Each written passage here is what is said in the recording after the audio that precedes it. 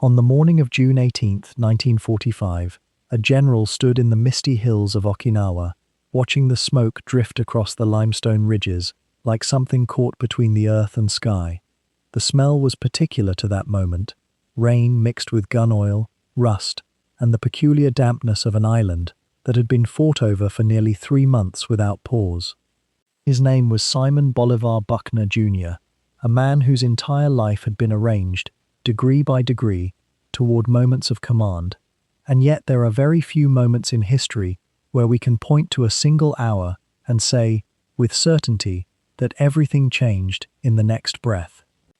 He had come to the forward observation post that morning, as he did most mornings, moving through the sparse vegetation and the foxholes of his soldiers, checking the progress of his army as they pressed deeper into the island's interior. It was a reasonable thing to do. It was also, as it turned out, the last reasonable thing he would ever do. Within minutes, a burst of enemy artillery found that particular hillside, found that particular moment, and found him. A general officer does not expect to die this way, not in the final month of a war that was already being won, not when the enemy was clearly losing, not when the end was already visible on the horizon. And yet this is precisely what happened.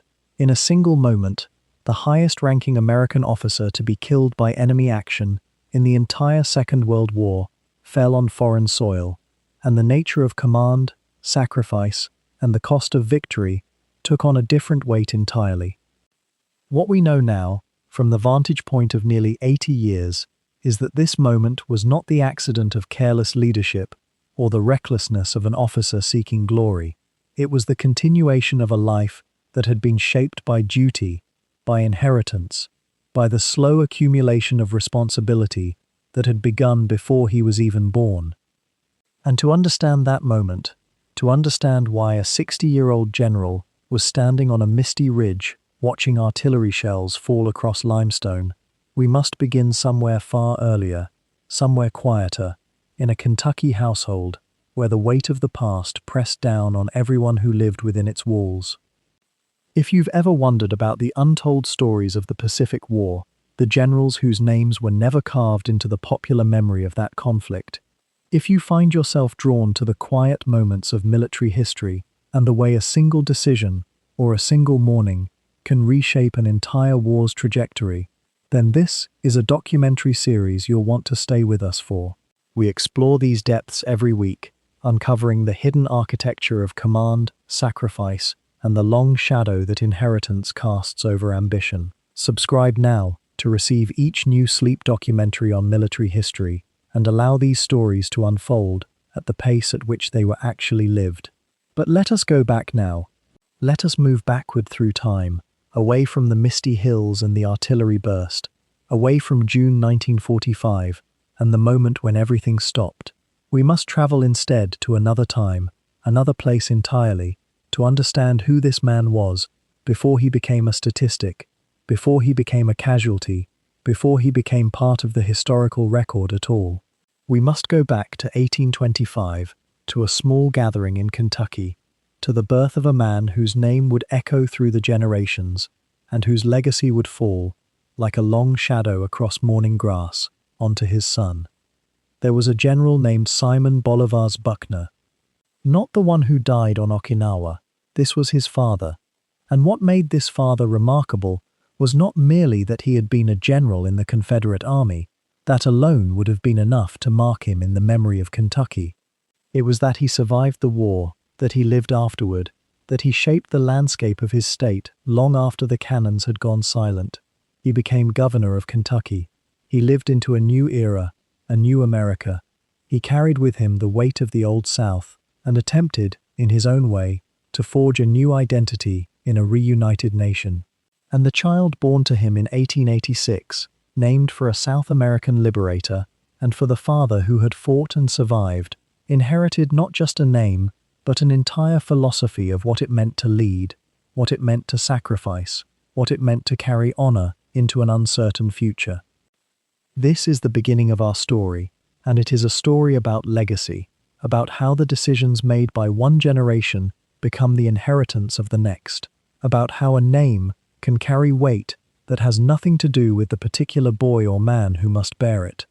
It is about duty and ambition, about the pull of history and the quiet rebellion of trying to make something new, even when the past has already claimed so much. The young Simon Bolivar Buckner Jr. grew up in this atmosphere. Around him, the household of his father, a man known for integrity, for principle, for an almost rigorous commitment to the reconstruction of Kentucky, would have seemed like a place where every gesture carried meaning, where every choice was in some way a response to everything that had come before. Kentucky itself was a state caught between worlds. It had not seceded from the Union, and yet it had been scarred by the Civil War in ways that left deep divisions within families, within communities, within the very soil. To grow up there, in the 1890s, was to grow up in a place where history was not something you read about in books. It was something you encountered every day in the silences between conversations, in the decisions about which neighbors to visit and which to avoid, in the careful navigation of a social world that had been shattered and imperfectly mended. The misty hills of Okinawa, where our story will eventually return, were still decades away. For now, in his childhood and early youth, the landscape that shaped young Simon Buckner was the rolling countryside of Kentucky, a place of beauty and melancholy, of natural grace and historical sorrow. What could a boy do, born to such a name, in such a place, at such a time? The answer, it would seem, was already written. Or perhaps it was not written at all, and the boy himself would have to write it, letter by letter, decision by decision, until the day when a forward observation post and a moment of routine command would become his final chapter. This is where we begin to understand him, in the quiet certainties of a family steeped in honor, in the unhealed wounds of a nation still learning to be whole again. What you're about to hear is the story of a man whose name itself carries the weight of history, Simon Bolivar Buckner Jr., and how his life traced an arc from the reconstructed South of the 1880s to the last terrible island battle of the Pacific War. This is not a story of sudden glory or dramatic reversals, but rather the slower, deeper narrative of a life lived in service, a character forged through decades of quiet discipline, and a final moment that changed how America would remember the cost of victory. If you find yourself drawn to the complexity of military leadership during wartime, to the psychological landscape of command, and to the way a single life can illuminate an entire epoch, you might consider subscribing so that these calm explorations of military history can return to you whenever you need them. Documentaries that honor the weight of what happened while allowing your mind to rest. The architecture of his story is built upon layers. There is the layer of ancestry, a father who wore the uniform of the Confederacy, who rose to governor of Kentucky, whose name alone carried unresolved tensions about loyalty and region, and how a nation heals after tearing itself apart. There is the layer of the man himself, methodical, precise, a career officer who never sought the spotlight, but who gradually, through competence and steady resolve, earned his way into positions of increasing consequence. And there is the layer of circumstance, the particular moment in which he lived, when industrial warfare had become so vast, so intricate, so consuming, that a general's decisions rippled outward to touch the lives of hundreds of thousands. To understand Simon Bolivar Buckner Jr. is to understand something essential about what it meant to be an American officer in the middle of the 20th century, at a time when the nation's military was still finding its modern shape. His life unfolded across a geography of American power. He would serve in the continental United States, in the frozen isolation of Alaska during wartime, in the desolate islands of the Aleutian chain, where fog rolled in thick enough to erase the horizon, and finally, in the Pacific, where the sun beat down and the earth itself seemed to pulse with tropical heat and the weight of accumulated death. Each of these postings would shape him, would add to the sum of his experience and his understanding of how men behave under stress, how an organization functions when it is stretched across vast distances, how leadership must flex and adapt to the demands of radically different environments. By the time he was assigned command of the 10th Army, an enormous force assembled for what many believed would be the decisive invasion that would either end the war in Japan's favor or cost the Allies millions of casualties. He was not a young officer gambling on instinct. He was a man in his late 50s who had spent nearly 4 decades learning the language of command. What made him remarkable, or perhaps it would be more accurate to say, what made him notable, was not that he blazed trails or revolutionized tactics. It was that he brought to every assignment a kind of steadfast competence, a refusal to cut corners, a belief that the details mattered because lives depended on them. His peers respected him. The soldiers under his command found him demanding but fair. He was not beloved in the way that a charismatic commander might be loved, but he was trusted, and in military terms, trust is often more valuable than affection. This quality, this capacity to earn confidence through demonstrated ability and through a consistent alignment between what he said and what he did, would be put to its ultimate test in the spring of 1945, when he took command of an operation that would become one of the bloodiest battles in the Pacific Theater, and one that would ultimately cost him his life. The path to that moment, though, begins much earlier, in Kentucky, in grief, in the complicated inheritance of a name that carried the weight of the American South's most traumatic experience. And so we begin there, with a father's shadow falling across a son's childhood, and with the question of how a man born into such a legacy comes to terms with it, channels it, and ultimately carries it forward into his own life of service. There are names that carry the weight of nations, and Simon Bolivar Buckner Jr. inherited one of them before he took his first breath. His father, Simon Bolivar Buckner Sr., had fought for the Confederacy, rising to the rank of general, commanding men across battlefields that would reshape the American soul. When the war ended and the smoke cleared from those terrible fields, the elder Buckner did not fade into bitterness as so many of his comrades did. Instead, he turned toward rebuilding, toward governance, toward the careful work of leading Kentucky through its own long and difficult healing. He served as the state's governor in the years after the war, a figure of considerable authority and respect in a region that had been torn between loyalties and divided against itself. By any measure, he was a man of consequence, a man whose name opened doors and whose judgment carried weight in rooms where decisions were made. And into this household of remembered glory and present responsibility, on June 3, 1886, a son was born who would carry that same name forward into a very different America, one no longer divided by internal war, but increasingly called to stand alongside great powers on a global stage. To be born a Buckner in post-war Kentucky was to inherit something more complex than simple pride. It was a legacy shaped by loss and redemption, by loyalty tested and then transformed. The father had seen things that shaped how he would raise a son. He had commanded men in battle, had witnessed their deaths, had carried the moral weight of those decisions long after the cannons fell silent. There is no surviving account of how Simon Bolivar Buckner Sr. spoke to his young son about duty or honor or the price of command, but the choices his son would later make suggest that those conversations must have been profound ones, conducted in a home where the Civil War was not yet history but lived memory, something spoken of in the evening hours as the Kentucky hills darkened around them. The Buckner household was not one where failure was accepted lightly or where a man excused himself from difficult work.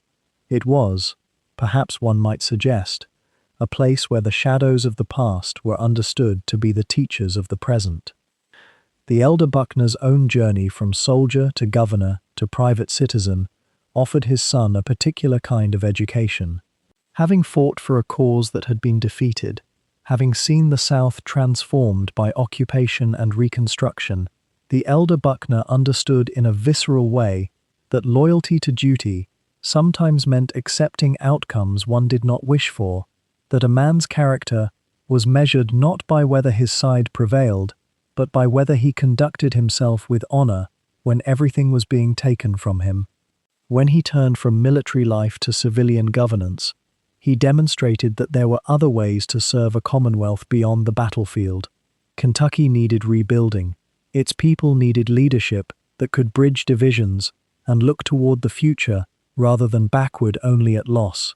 To watch one's father make that transition, to see him choose the slow, unglamorous work of administration and reconciliation over the more attractive path of either vengeful resistance or complete withdrawal, this too was a form of military education, one conducted in legislative chambers and town halls rather than at the academy. By the time young Simon Bolivar Buckner Jr. was old enough to understand such things, the direct memory of his father's combat service was already becoming history. The 1890s were a time of remarkable change in America. Industrialization was reshaping the nation. The frontier was closing. American power was beginning to project outward beyond the continental borders in ways that would have seemed extraordinary to the men of the Civil War generation. And yet, in a Kentucky home, a boy was being raised in an older tradition, one that emphasized personal honor, duty to country, and the responsibilities that came with family name and position. His father had written about military matters, had reflected on command and strategy, had attempted to preserve lessons learned at tremendous cost so that they might benefit future generations of American officers. In doing so, he created around his son an atmosphere where serious thinking about warfare and leadership was not something exotic or unusual. It was the inheritance of the household. It is worth pausing to consider what it meant, psychologically, to be the son of a defeated general who had nonetheless remained respected, who had found a path forward without compromising his dignity or his principles. This was not the path of Grant or Sherman, men who had victory to carry them forward. This was the quieter, more demanding path of a man who had lost everything and chose to rebuild anyway. Young Buckner would have absorbed this lesson not through instruction, but through presence, through watching how his father moved through a world that remembered his defeat, but had come to respect his character. To grow up understanding that your father had commanded thousands, had held the weight of life and death in his hands, and had then chosen to step away from that power and serve in humbler capacities, this shapes a boy in ways that are difficult to articulate, but impossible to deny. The Kentucky into which Buckner Jr. was born was still in many ways the Kentucky of his father's generation, a place where history was worn lightly on the landscape, where old families held considerable influence, where the memory of the war was fresh enough to shape present relationships and assumptions. But it was also a Kentucky that was looking forward, that was beginning to industrialize, that was being drawn into the broader currents of a nation, rapidly consolidating its power and beginning to look beyond its shores. For a boy of Buckner's background and circumstances, the future that lay ahead would not be one of quiet agrarian tradition. The times were changing, and a man raised to understand duty and service would soon find himself called toward a profession that was itself being transformed. The question that would shape the next phase of his life was already implicit in his birth year, his name, and the household in which he was raised. What did it mean to serve the nation in an era when the nation itself was becoming something new? What did a Buckner owe to America in 1886 and the years beyond, when the old certainties of the previous century were already fading? These questions would not be asked directly, at least not in those early years.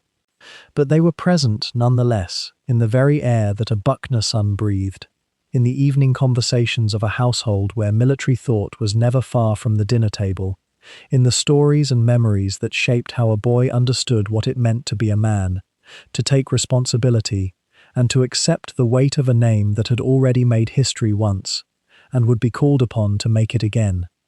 The house in Munfordville, Kentucky, held the weight of a name that few in the South could say without drawing a breath. Simon Bolivar Buckner Sr. had returned from the war, not the war that would define his son's life, but the one that had nearly destroyed the South itself.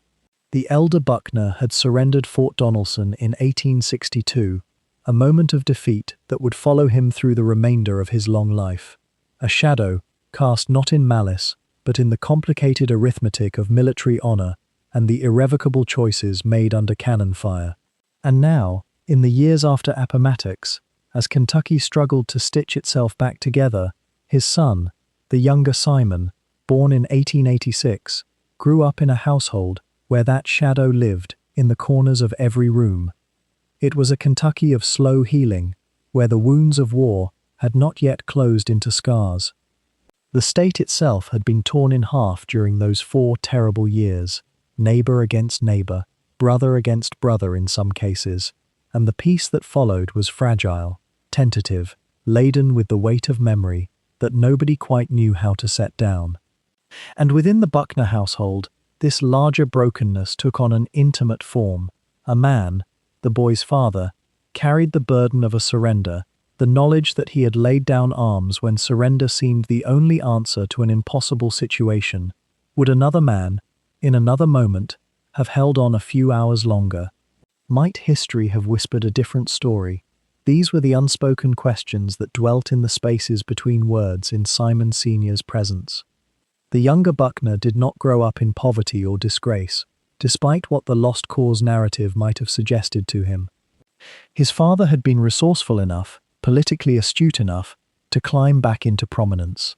Simon Sr. became governor of Kentucky in the 1880s, a restoration of sorts, though never quite the full redemption that he seemed to crave. And the household reflected this precarious respectability, not wealth exactly, but a deliberate cultivation of propriety, of the rituals and disciplines that older families in the border states preserved like pressed flowers, markers of continuity in a world that had been violently remade. The boy grew up surrounded by the vocabulary of honor, duty, the importance of bearing oneself with rectitude in the face of irreversible loss. These were not lessons spoken aloud so much as they were absorbed through the very atmosphere of the home, through the set of his father's jaw, through the careful way that guests were received. Munfordville itself was a small place, situated in Warren County, a landscape of rolling bluegrass and limestone ridges, the kind of Kentucky that seemed almost unchanging, except that everything about it had changed. The rhythms of the community would have been familiar to any 19th century rural household. Seasons marked by agricultural labor and church attendance, social occasions that revolved around family connections, and the slow turning of the calendar. But underneath these comfortable patterns ran an undercurrent of something more melancholic, the sense that the world these people inhabited was the ghost of a larger, more confident world that had vanished into the smoke of distant battlefields. Did young Simon, as a child, understand the particular gravity that seemed to attach to his father's name? Probably not fully, not the way a child cannot fully grasp the shape of adult sorrow, but he would have sensed it, the way children sense the emotional weather of a room without needing words to explain it.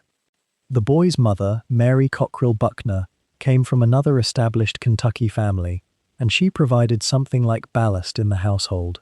Her presence suggested a kind of normalcy, the possibility that life could continue along pleasant and orderly lines, despite the historical turbulence that swirled around them.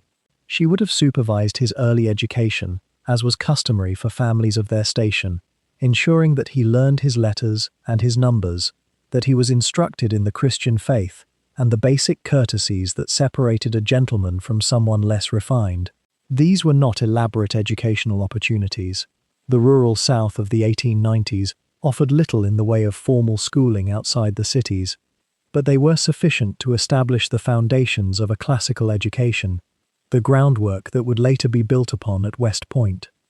What strikes the observer is how entirely unsheltered from adult concerns the boy actually was, not in the sense of being coddled, but in the sense of being made an heir to a particular version of the past, a custodian of values that seemed to matter more than they had in the time of his father's youth. The household would have operated on the premise that duty was paramount, that personal preference bent before the demands of family, that sacrifice was not something to be avoided, but something to be accepted as the basic texture of existence. These were the lessons that were woven into the daily rhythms of life, the way that breakfast was conducted with ceremony, the expectation that a young man would stand when guests entered a room, the assumption that one's word, once given, was binding in ways that no contract could supersede. Such things may seem quaint now, the dusty rituals of an older age, but they formed the psychological skeleton upon which Simon Bolivar Buckner Jr. would build his entire adult life. There was something almost poignant in the way that the household maintained these rituals in the post-war years, when so much else was uncertain and contested. The South was still bleeding in some sense, still struggling to define what it meant to be Southern after the catastrophe of military defeat and the subsequent turbulence of Reconstruction. To maintain discipline, to insist on proper behavior and proper speech, to treat the conduct of one's daily affairs as a kind of moral statement, these were ways of asserting that some things remained constant, that history had not swept away every marker by which one could navigate the world. The boy learned that a gentleman bore his burdens without complaint, that one's personal feelings were less important than one's obligations, that the world was a place where honor could be preserved, even in the face of irreversible loss, so long as one maintained the proper bearing, the right posture, the discipline to do what was expected of you. And this perhaps is the deepest inheritance that Simon Bolivar Buckner Jr. received from Munfordville, from his father and mother and the household itself. Not any specific doctrine or belief, but rather a posture toward life, a conviction that duty was not a burden to be resented, but the very structure upon which a decent existence could be built. The Civil War had been lost, yes, but the virtues that Southern gentlemen claimed to embody, courage, loyalty, self-sacrifice, these could be preserved if one was vigilant, if one taught one's children to value them above comfort or personal advancement. It was a way of transmuting historical defeat into spiritual victory, of arguing that while one's cause might have failed, the character that one possessed could remain unblemished, could even be refined and strengthened through the furnace of adversity. Whether this was a sustainable philosophy, whether it could truly transform the pain of loss into something ennobling, remained an open question, but it was the philosophy that the Buckner household embodied, and it would shape, in ways both obvious and subtle, the man that young Simon would become. The boy's childhood in Kentucky was not one of deprivation or trauma. It was, by the standards of the rural South of that era, reasonably comfortable, reasonably secure. Yet it was also suffused with a particular kind of melancholy, the knowledge that the world his father had known before the war, a world of planter prosperity and unquestioned dominion, was gone forever, and that the best that one could do was to preserve the moral and aesthetic values that that world had claimed to embody, shorn now of the material prosperity that had once accompanied them. This was the atmosphere in which Simon Bolivar Buckner Jr. took his first steps, learned to speak, began to understand the world around him. The sense of dignity under constraint, of duty without glory, of the slow, careful preservation of honor in a world that had ceased to honor the South. These would be his inheritance, carried forward from his father's generation into the 20th century, waiting to be tested in ways that neither Simon Sr. nor anyone else in Munfordville could have imagined. The pull toward soldiering was not so much a choice for Simon Bolivar Buckner Jr.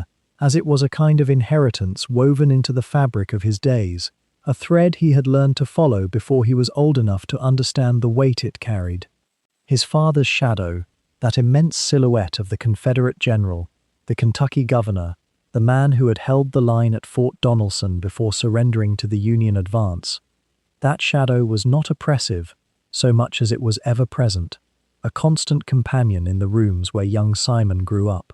The boy heard the stories, not the grand narratives told in public squares, but the quieter, more intimate recollections shared among men who had known his father's command, his discipline, his sense of duty even in defeat. There was honor in such a legacy, and there was also, perhaps inevitably, expectation. The American military landscape into which the young man gazed in the early years of the 20th century was itself transforming. The Spanish-American War had only recently concluded, leaving the nation a colonial power with distant territories to garrison and protect. The old army of the 19th century, with its frontier posts and its leisurely rhythms, was giving way to something more ambitious, more technological, more worldly in its concerns. The Navy had begun its rise to prominence. Naval theorists like Alfred Thayer Mahan were writing about sea power and national destiny. The army too felt the pressure to modernize, to professionalize, to prepare for a future that seemed increasingly uncertain. There was a quality of restlessness in the military culture of that moment, a sense that the old certainties had shifted and new ones had not yet solidified. What would have drawn a young man of Buckner's background into this milieu? Part of it surely was tradition. Part of it was the social position that military service conferred in a border state like Kentucky, where the wounds of the Civil War were still visible, still tender, but where a new generation was beginning to imagine a reunited nation. And part of it, one might wonder, was perhaps the desire to prove something to himself and to others. The son of a defeated general, stepping into a uniform, claiming his place in an army that had prevailed. There was no cruelty in this, no shame. It was simply the way that families often work across generations, each member seeking their own path, while carrying forward the values and the names of those who came before. In 1904, Simon Bolivar Buckner Jr. entered the United States Military Academy at West Point. He was 18 years old, or perhaps not quite 18. The records are sometimes unclear about these small matters, as they so often are, and he arrived at that fortress on the Hudson at a moment when the academy itself was undergoing significant currents of change. West Point, in the early 1900s, was modernizing its curriculum, placing greater emphasis on practical engineering and modern military science. The old rote memorization and classical education were being supplemented, though not yet replaced, by a more pragmatic approach to officer training. The instructors were themselves younger men in many cases, officers who had served in Cuba or the Philippines, who brought with them the perspectives of recent campaigns and who questioned some of the older orthodoxies that had governed the academy for decades. The cadet corps in those years numbered perhaps 1,000 young men, all of them bound by the same rigid disciplinary code, the same demanding academic schedule, the same slow daily rituals that had barely changed in substance since the Academy's founding in 1802. Yet there was an energy in the place too, an awareness that the world was accelerating, that technology was advancing, that the next great conflict, whoever it might be with, wherever it might be fought, would demand different skills and different perspectives than the previous one. Did young Buckner feel this tension between tradition and innovation? It would be pleasant to think so, to imagine that even as a cadet he was attuned to these larger currents. More likely, he was simply focused on the immediate challenges before him, the mathematics and the engineering, the physical training, the endless small trials of daily discipline that the academy was designed to impose upon young men to shape their character.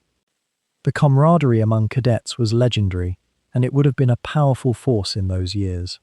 These were young men separated from civilian life, bound together by shared hardship, subjected to a system that was designed to break down individual ego and rebuild it into something collective, something devoted to larger purposes. Buckner would have formed friendships in those stone buildings and on the parade grounds that would last, in many cases, for decades. Some of these men would rise to prominence in the coming war, others would be casualties of it. All of them were being shaped, however unevenly, by the same institution, the same code, the same assumption that military service was a noble calling and that duty superseded personal ambition. What was he like as a young man at the academy? The historical record offers glimpses. He was competent academically, though not brilliant. He was disciplined and conscientious. He was reported to be quiet, reserved, not given to the kind of boisterous camaraderie that some of his fellow cadets embraced.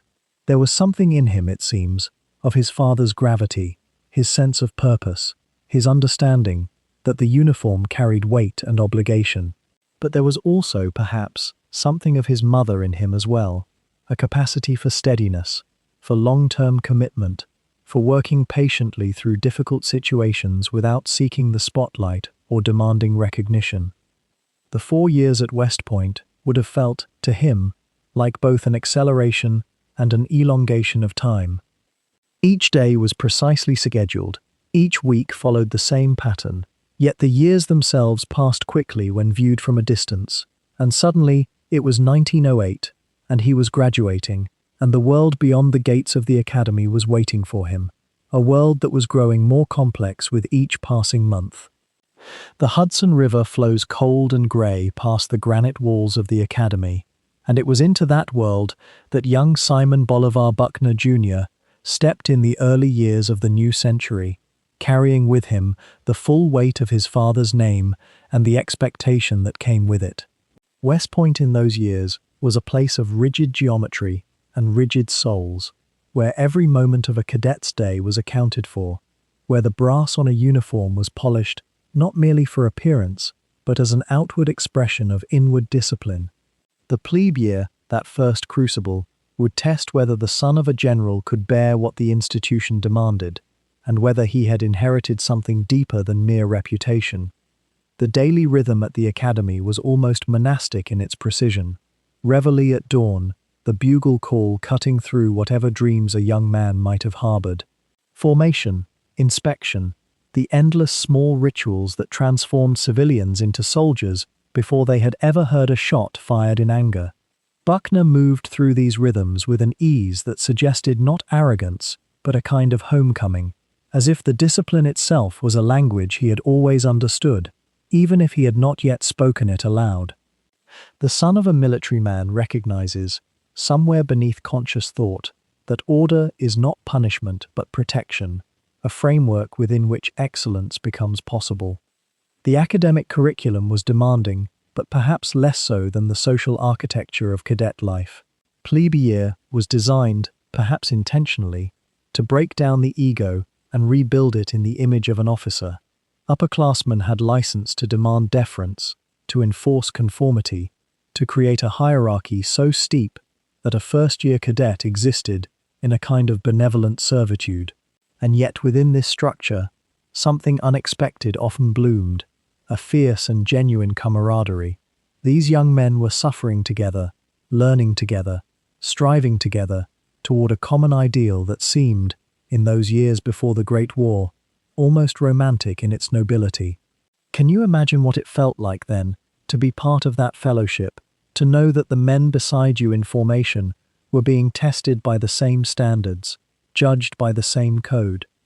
Buckner's academic performance was respectable, though not spectacular. He was not the sort of cadet who distinguished himself through brilliance in mathematics or languages, but rather through something that might be called steadiness, the kind of capability that shows its true value only when circumstances demand it.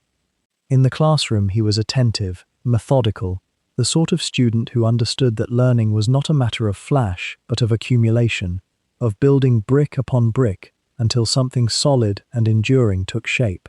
His instructors noted in him a quality that would serve him well in decades to come, the ability to listen more than he spoke, to absorb information and instruction without the need to immediately demonstrate his knowledge to others.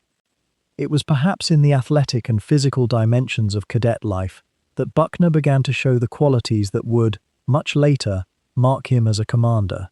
He was not the most physically gifted of his class, but he had a kind of determined competence in the various martial exercises that formed part of the curriculum. In boxing or rifle drill, in the long marches across the grounds, in the equestrian training that all officers needed to master, Buckner exhibited a methodical precision, a refusal to accept sloppiness or half measures. He did not excel in the way that brings applause and instant recognition, but he excelled in the way that makes others trust you when circumstances grow difficult. The bonds formed between cadets in those years were often lifelong ones. The men who graduated with Buckner, or just before or after him, would later serve beside him, under him, or across from him, in the great conflicts of the 20th century. West Point was, in a sense, a club, but not in any frivolous way. It was a club bound by shared suffering, shared purpose, and a code of honor that was not written down, but absorbed through every moment of the 4 years spent within those grey walls. Buckner seems to have moved through this society with quiet confidence, not seeking prominence, but not shrinking from it either when it came. He was, by all accounts, a friend to many, a rival to few. And what of the influence of his own father during these years?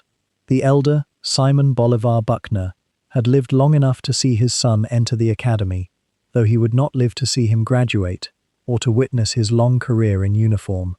Yet the shadow of that paternal example loomed always, perhaps more powerfully precisely because it could not be directly modified or reacted to in the living present. The father had been a general of armies, a governor, a man who had faced impossible choices during and after the Civil War, and had tried to chart a course through history with honor intact. The son, entering the academy, was inheriting not only a name, but an entire moral architecture, a way of thinking about duty and command that had been forged in the fires of a nation divided against itself. The cadet years were, in many ways, when Buckner's character as a commander was first sculpted. The qualities that would later be remarked upon by those who served under him, his fairness, his methodical approach to problems, his refusal to accept excuses or poor performance, his capacity to push men hard while maintaining their respect.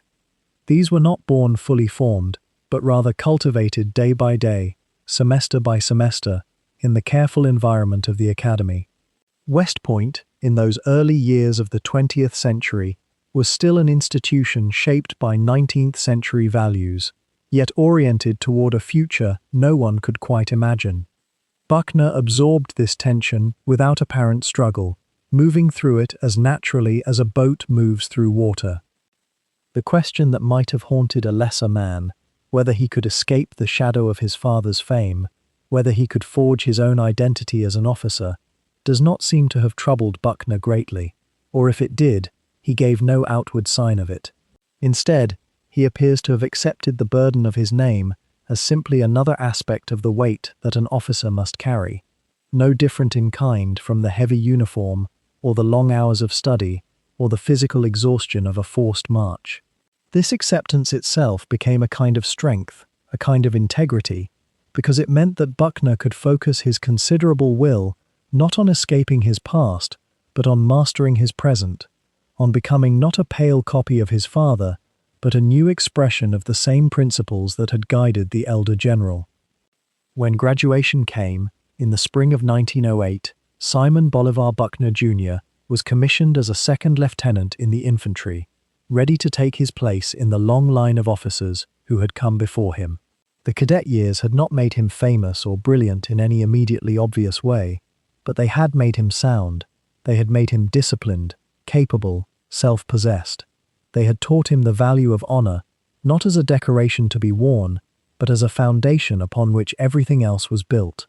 And perhaps most importantly, they had shown him, through the example of hundreds of other young men striving toward excellence, that the military profession was not merely about strength or cunning, but about something deeper, a commitment to something larger than oneself, a willingness to be shaped by an ideal, even as one began to shape others through one's leadership. In the spring of 1908, Second Lieutenant Simon Bolivar Buckner Jr. received his commission and stepped into the quiet machinery of the American peacetime army, a vast organization that moved with the deliberate pace of an institution bred for routine. His first postings were not to distant theaters of war or storied forts, but to the grinding, unglamorous stations that formed the backbone of military life, places where the real work of being an officer happened, far from the attention of newspapers and the grand narratives of history. The army, in those years, was a patient institution, and it demanded patience from its officers in return. He moved from post to post through the eastern United States, a migration that was itself part of the training, each assignment layering competence upon competence. Infantry commands, adjutant duties, garrison responsibilities that required the kind of steady attention to detail that rarely inspired headlines, but that built the muscle memory of leadership. Buckner was not a man of flashy gestures or self-promotion. Those who knew him in these years spoke of his exactness, his insistence on standards, his capacity to absorb the complexities of supply lines and personnel management and troop readiness. These were the things that mattered in peacetime, the things that separated excellent officers from merely adequate ones. In 1911, he married Adele Williamson, the daughter of a prominent military family. It was a union that steadied him, that gave him the domestic anchor that officers of that era required. Photographs from those early years show a lean, serious young man, with the bearing of his father, but without the Confederate general's heaviness of manner. There is something almost austere in his face, a kind of disciplined restraint. His wife, by all accounts, was a woman of intelligence and grace, accustomed to the peculiar demands of army life, the frequent moves, the isolation of remote postings, the constant negotiation between private hope and public duty. For nearly 2 decades, Buckner lived a life that was, by the standards of military biography, almost deliberately undramatic. He rose through the ranks as one does in a system that values seniority and proven competence. He taught at various installations, served as an adjutant, managed the administrative tasks that keep an army functioning, even in times of peace. There were no great victories to win, no enemies to vanquish, only the patient accumulation of experience. And yet, this was precisely the sort of career that produced the officers the army needed. Men who understood the workings of the institution from within, who had moved through its various departments and understood how each part connected to the whole. The years between 1908 and 1930 were, in many ways, the most formative of his military life, though they would never receive much attention from biographers or historians. What was he doing, really? He was learning how to command. He was observing how good officers behaved and how poor ones failed. He was absorbing the unwritten rules of the army, the hierarchies of respect, the subtle ways that authority could be wielded effectively or squandered through arrogance. These lessons came not from dramatic moments but from the slow accumulation of small decisions, corrections offered to subordinates, the way he interacted with his peers, the kind of commander he chose to model himself after, and the kind he determinedly rejected. Consider for a moment what a junior officer's life looked like in this era. The army was still relatively small, still animated by the frontier traditions of the 19th century, yet beginning to modernize in incremental ways. Electricity was coming to more posts, but many still relied on gas lamps and kerosene. The automobile was beginning to replace the horse, though many officers, Buckner among them, retained a lifelong connection to equestrian pursuits. The daily routine was structured, almost monotonously so. Drills, inspections, paperwork, the endless requirement to maintain discipline and readiness for a conflict that, mercifully, never seemed to arrive. There is something almost meditative about such a life, if one is the kind of person suited to it, and Buckner appears to have been precisely such a person. He did not chafe against the routines or long for the drama of combat. Instead, he seems to have found a kind of completeness in the work itself, in the knowledge that he was, incrementally, becoming a better officer. What did this entail? Long hours studying military theory and doctrine, the careful analysis of past campaigns, the development of ideas about how infantry should be deployed, how command authority should flow, what the relationship between an officer and his men should look like. By the 1920s, Buckner had accumulated enough experience and impressed enough superiors that he was beginning to be recognized as an officer of unusual promise. Not brilliant in any theatrical sense, but competent, steady, and thorough.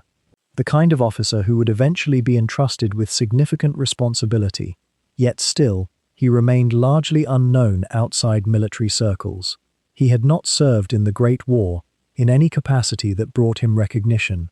He had not written influential treatises or delivered speeches that were reprinted in military journals. He was simply, quietly, becoming a better soldier and leader with each passing year. His marriage deepened during these decades. Adele bore him several children, and they moved together through a series of postings, each one a stepping stone toward higher rank and greater responsibility. Military families in this era lived in a kind of parallel world, separate from American civilian life in many subtle ways. They understood things that outsiders did not. The peculiar combination of intense discipline and surprising camaraderie, the way loyalty was tested and proven, the manner in which hierarchy and equality somehow coexisted. Children born into such families inherited both privilege and constraint. Buckner's own children grew up understanding that their father's first allegiance was to something larger than family, and that this was as it should be. What strikes one about this era of Buckner's life is its very ordinariness, its refusal of drama. This was the period in which he was truly shaped, molded, by routine and responsibility, into the officer he would become. The public never saw it, never understood what was being forged in these quiet decades. But it was here, in these unglamorous garrison postings, in the daily management of men and supplies, in the patient study of military science, that Simon Bolivar Buckner Jr. was becoming the kind of commander who would, eventually, be called upon to lead an army. The years that followed his commissioning would stretch long and quiet, the kind of decades that build a career's architecture in near invisibility. Lieutenant Buckner moved through the peacetime army as thousands had before and would after, rotating through postings that offered neither glory nor particular hardship, but rather the steady accumulation of knowledge that only experience across disparate commands can provide. A garrison here, an instructional role there. The unglamorous groundwork that separates those officers who merely hold rank from those who understand, in their bones, how an army truly functions. After his marriage in 1911, Buckner's path began to settle into a pattern familiar to many professional soldiers of his generation. A pattern that would have seemed, to any observer at the time, thoroughly ordinary. He taught at the infantry school at Fort Benning, Georgia, where the swampy heat of the American South became another constant in his life. Fort Benning itself was still in its relative infancy as an institution, having only been established a few years prior, and there was in those early days a sense of building something from foundation stone upward. The instructional duties required a man to think clearly about fundamentals, to distill complex tactical problems into teachable principles, and to do so repeatedly, year after year, until the lessons became refined and elegant. This was the kind of work that left no memoir-worthy anecdote, but it sharpened the mind in ways that battlefield experience alone could never match. The 1920s and early 1930s were a peculiar epoch for the American military establishment. The Great War had ended, and with it had come a period of profound contraction and uncertainty. The grand armies that had fought in France and Flanders were dissolved or dramatically reduced, budgets withered. Congress, exhausted by the war and skeptical of further military entanglement, seemed determined to ensure that the armed forces would never again grow to such overwhelming size.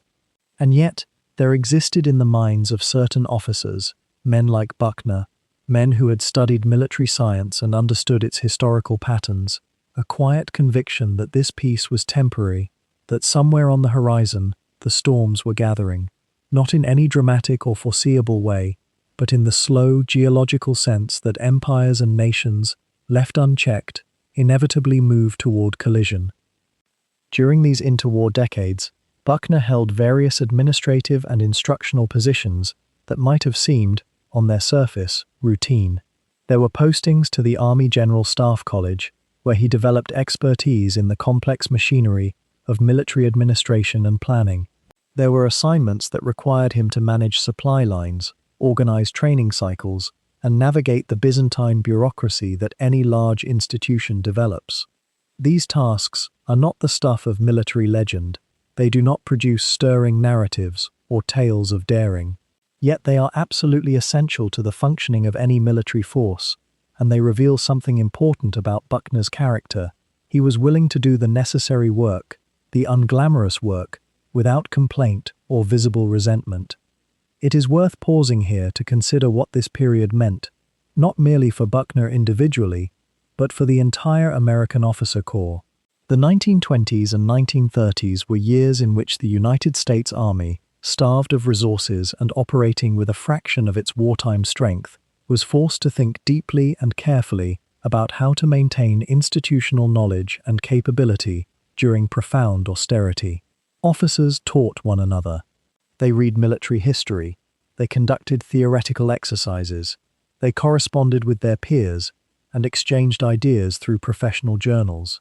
The Army, in its constrained circumstances, became something like a scholarly community, united by a shared commitment to understanding warfare as both science and art. Buckner moved through this world with steady competence. He was not a brilliant innovator, so far as the historical record suggests. He was not a charismatic figure who drew followers through force of personality. Rather, he was the kind of officer whom other officers respected, methodical, reliable, knowledgeable, and apparently untouched by the careerism and political maneuvering that sometimes inflected military life. He appeared, in those quiet decades, to be simply a professional soldier doing the work that was asked of him.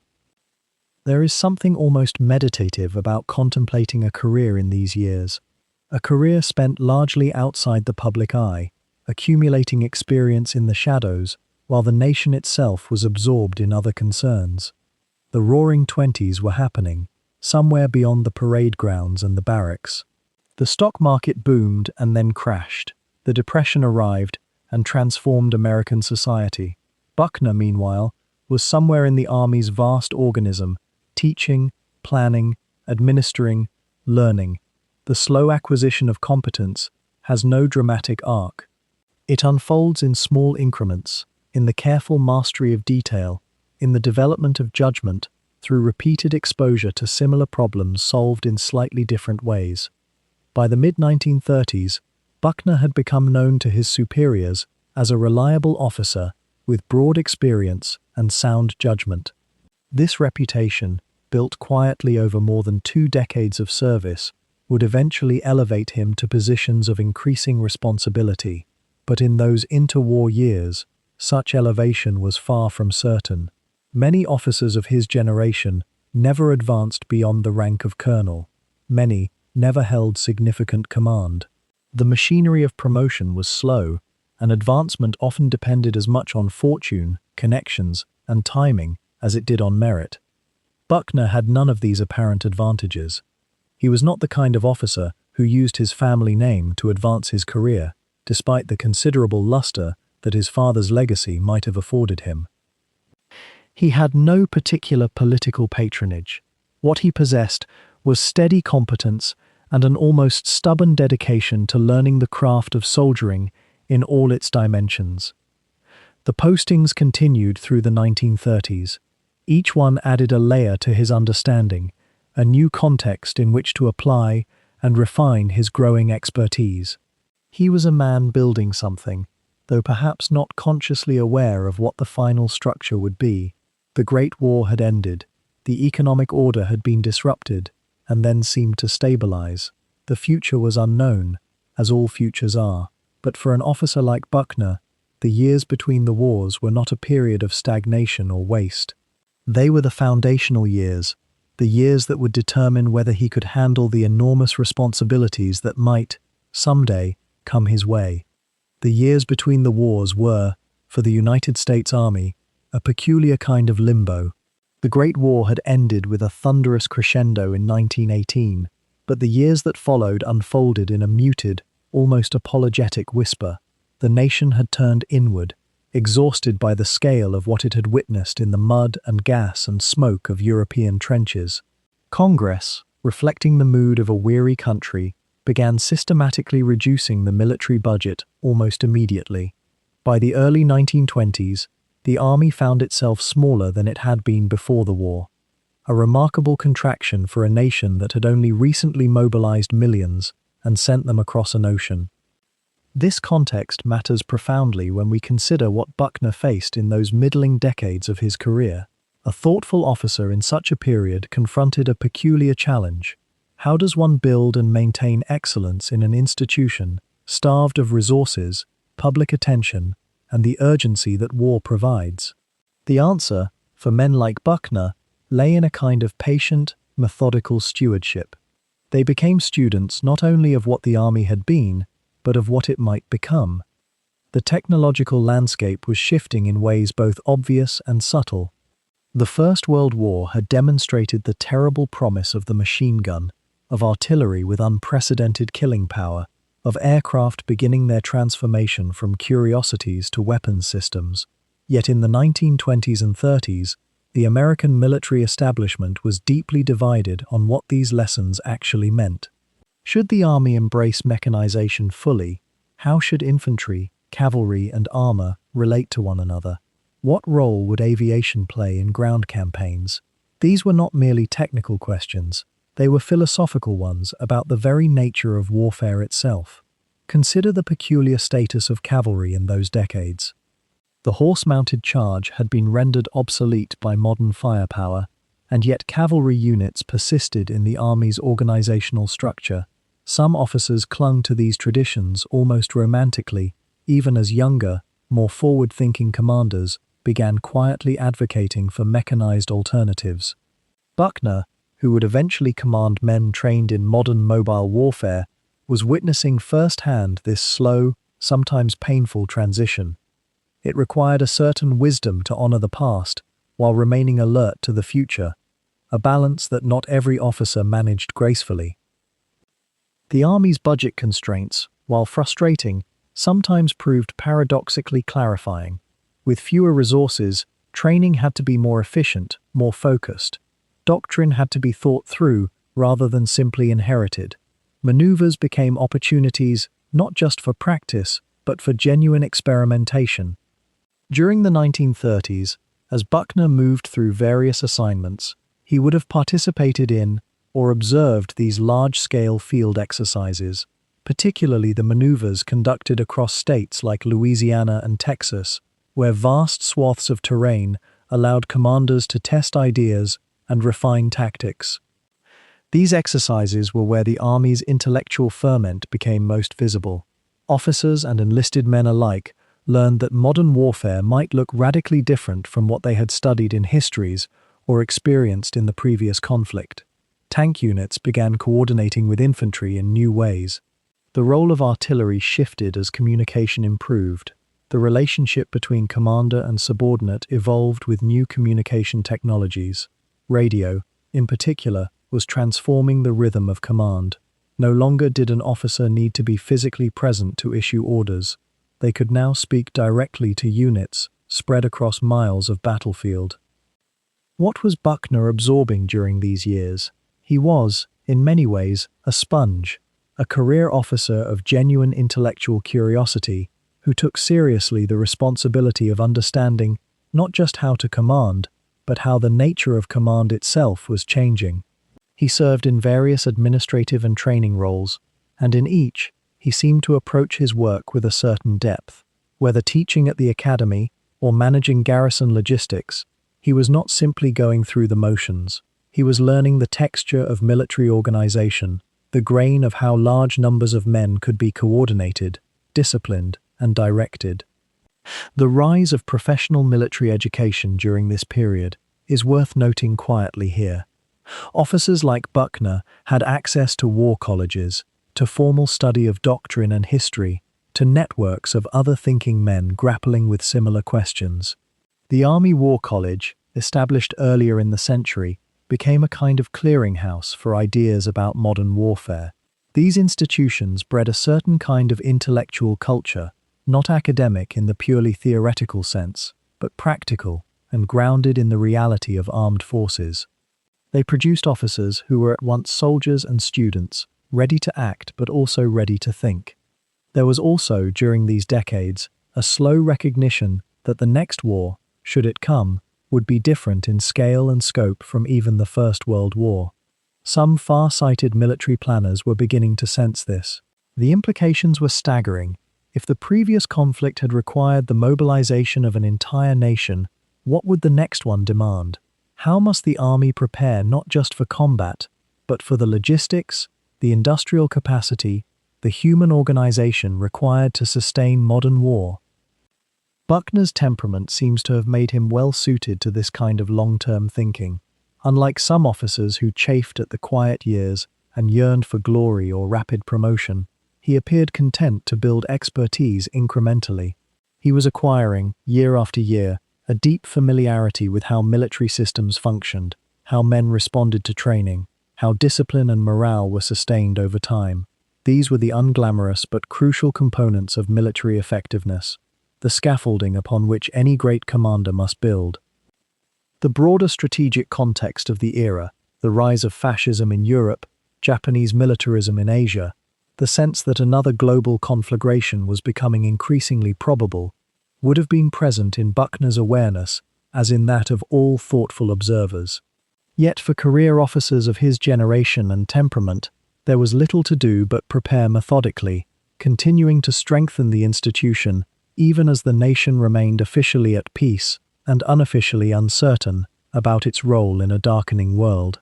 Buckner embodied this kind of patient readiness, a man becoming increasingly expert in his craft, precisely when that expertise would, within a few years, be tested on an unimaginable scale. The 1930s were drawing to a close, and across America the mood was shifting, almost imperceptibly at first, a quickening of pulse, a tension in the air that those paying attention could feel like the approach of a distant storm. For Buckner, the path forward was becoming clearer, and in 1938 he received an assignment that would place him at the very heart of where the nation's military future was being forged. He was appointed Superintendent of the United States Military Academy at West Point, one of the most prestigious and consequential posts an officer could hold. It was a role that suited him in ways perhaps he had not anticipated, for it would require not the skills of a battlefield commander, but rather the patient hand of a sculptor shaping clay into enduring form. West Point, in those final years before the war, was a place of measured traditions and evolving urgency. The curriculum had been refined and refined again across decades, yet the institution remained fundamentally committed to producing officers of character and competence, young men who would carry the weight of command in whatever future lay ahead. As superintendent, Buckner found himself overseeing not merely a military academy, but a living laboratory where the nation's strategic thinking was being tested, debated, and ultimately transmitted to the generation that would fight and lead in the coming global conflict. The role demanded both reverence for tradition and a willingness to adapt, to recognize which ancient principles must be preserved and which methods needed reimagining in a world growing darker by the month. Buckner brought to West Point the full weight of his personality and his carefully cultivated discipline. Those who served under him or studied in those years often remarked on his exacting nature, his insistence on standards, and his capacity to inspire respect rather than mere obedience. He understood, perhaps intuitively, that the young officers being trained within those grey stone walls would soon face choices and challenges that no classroom scenario could fully prepare them for. Yet there was something Buckner believed could be instilled, a certain moral courage, a clarity of thinking, a habit of integrity that would carry them through confusion and fear.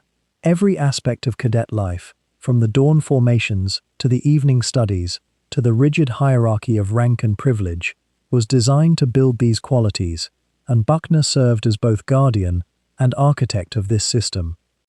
The superintendent's duties were manifold and often invisible to those outside the institution. There were endless administrative decisions, curricular adjustments, faculty appointments, disciplinary matters ranging from minor infractions to serious expulsions. There were visitors from Washington, officers and civilians who came to assess the Academy's preparedness and to offer guidance on how the institution should evolve. Buckner had to navigate these currents with diplomatic skill while maintaining his own unwavering principles. In some ways, it was more delicate than commanding troops in the field, for here, the stakes were abstract yet profound. He was not winning or losing a particular battle, but shaping the consciousness of thousands of young men who would, in turn, shape the course of nations. What made Buckner's tenure particularly significant was his presence during what we might call the twilight of American isolationism. Even as war raged across Europe and tensions mounted in the Pacific, West Point was still, in many ways, an institution steeped in an older America. Yet Buckner seemed to sense that the moment was turning. The cadets he was training would not, as previous generations might have, enjoy long peacetime careers punctuated by occasional service in distant colonies or small military actions. They would face a baptism of fire on a scale the nation had scarcely contemplated since the Civil War. Did Buckner consciously adjust his teaching methods and his emphasis to prepare for this? The historical record suggests he understood the gravity of the times, and his standards, if anything, grew more exacting as the 1930s faded into 1940 and 1941. One particularly illuminating aspect of his superintendency was his approach to physical conditioning and military bearing. Buckner was not a theorist. He believed in the visible, tangible, embodied nature of military discipline. The cadets trained under his watch were known for their fitness, their sharp appearance, their crisp movements across the parade ground. Yet this was never mere theater in Buckner's mind. He held a conviction, one shaped by his own experience and his study of military history, that a soldier who had learned to master his own body had taken a crucial first step toward mastering fear and uncertainty. The discipline of the body, he seemed to believe, was a gateway to the discipline of the spirit. Whether this philosophy was formally articulated or simply expressed through the daily rhythms of cadet life, it became part of the West Point experience during his tenure. The relationships Buckner built with his faculty were marked by the same careful attention to standards.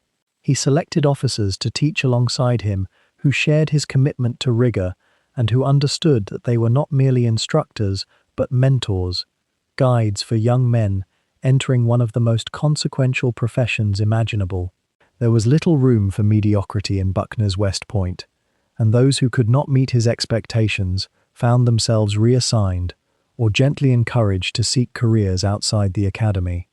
Some might have found his management style harsh, but those who understood his deeper motivations recognized it as an expression of duty. He was protecting the institution's integrity and, by extension, protecting the nation's military future. As the years of his superintendency progressed, the world beyond the academy grounds grew increasingly turbulent. War in Europe intensified. Japan's ambitions in Asia became clearer and more threatening. Congressional debates about military preparedness grew louder and more urgent, and within West Point, something shifted in the bearing of the cadets and young officers. There was a new gravity in their studies. The historical examples they examined took on an acuteness that would have been impossible to manufacture through curriculum design alone. Young men were beginning to understand, with visceral awareness rather than intellectual abstraction, that they might very soon be leading soldiers in actual combat, that the knowledge they were acquiring and the character they were developing were not abstractions, but potentially matters of life and death. Buckner's superintendency was not marked by dramatic innovations or reforms that would be remembered and written about in military journals decades later. Rather, it was characterized by steady stewardship, by an unflinching commitment to maintaining the standards and traditions that had made West Point a crucible of American military leadership for over a century, even as he quietly ensured that the institution was geared toward the realities of the approaching conflict. He seemed to understand that in a time of uncertainty, when everything was about to change, constancy and principle were themselves forms of preparation. The cadets who graduated during his tenure would become the company-grade officers, the battalion commanders, and eventually the generals who would prosecute the Second World War across 2 oceans and multiple continents. Some of them would serve under Buckner himself in years to come. All of them carried with them, consciously or not, the imprint of his exacting vision of what an officer should be and what the military tradition demanded of those who accepted its burden. By the middle of the 1930s, the world had begun to show signs of a fever building beneath its skin, and in quiet offices across the American military establishment, men like Simon Bolivar Buckner were beginning to sense what lay ahead. The economic wreckage of the Depression still littered the landscape, yet in Germany and Japan, new philosophies of power were spreading like dark stains across maps that officers studied each morning. Buckner, by then moving through the middle years of his career, found himself at a turning point, though the full weight of what was coming would not make itself entirely clear for several more years. His reputation, built steadily through competence and an almost exacting attention to detail, had begun to precede him. Those who served under Buckner noted something distinctive in his manner. He expected excellence, not through charisma or inspirational flourish, but through a quiet, almost relentless standard. that seemed to emanate from his very presence. When he entered a room, subordinates felt the weight of accountability shift. It was not cruelty, never that. Rather, it was the bearing of a man who believed that the lives entrusted to an officer's command deserved nothing less than perfection in preparation. This philosophy would define him increasingly as the shadow of global conflict grew longer across the American horizon.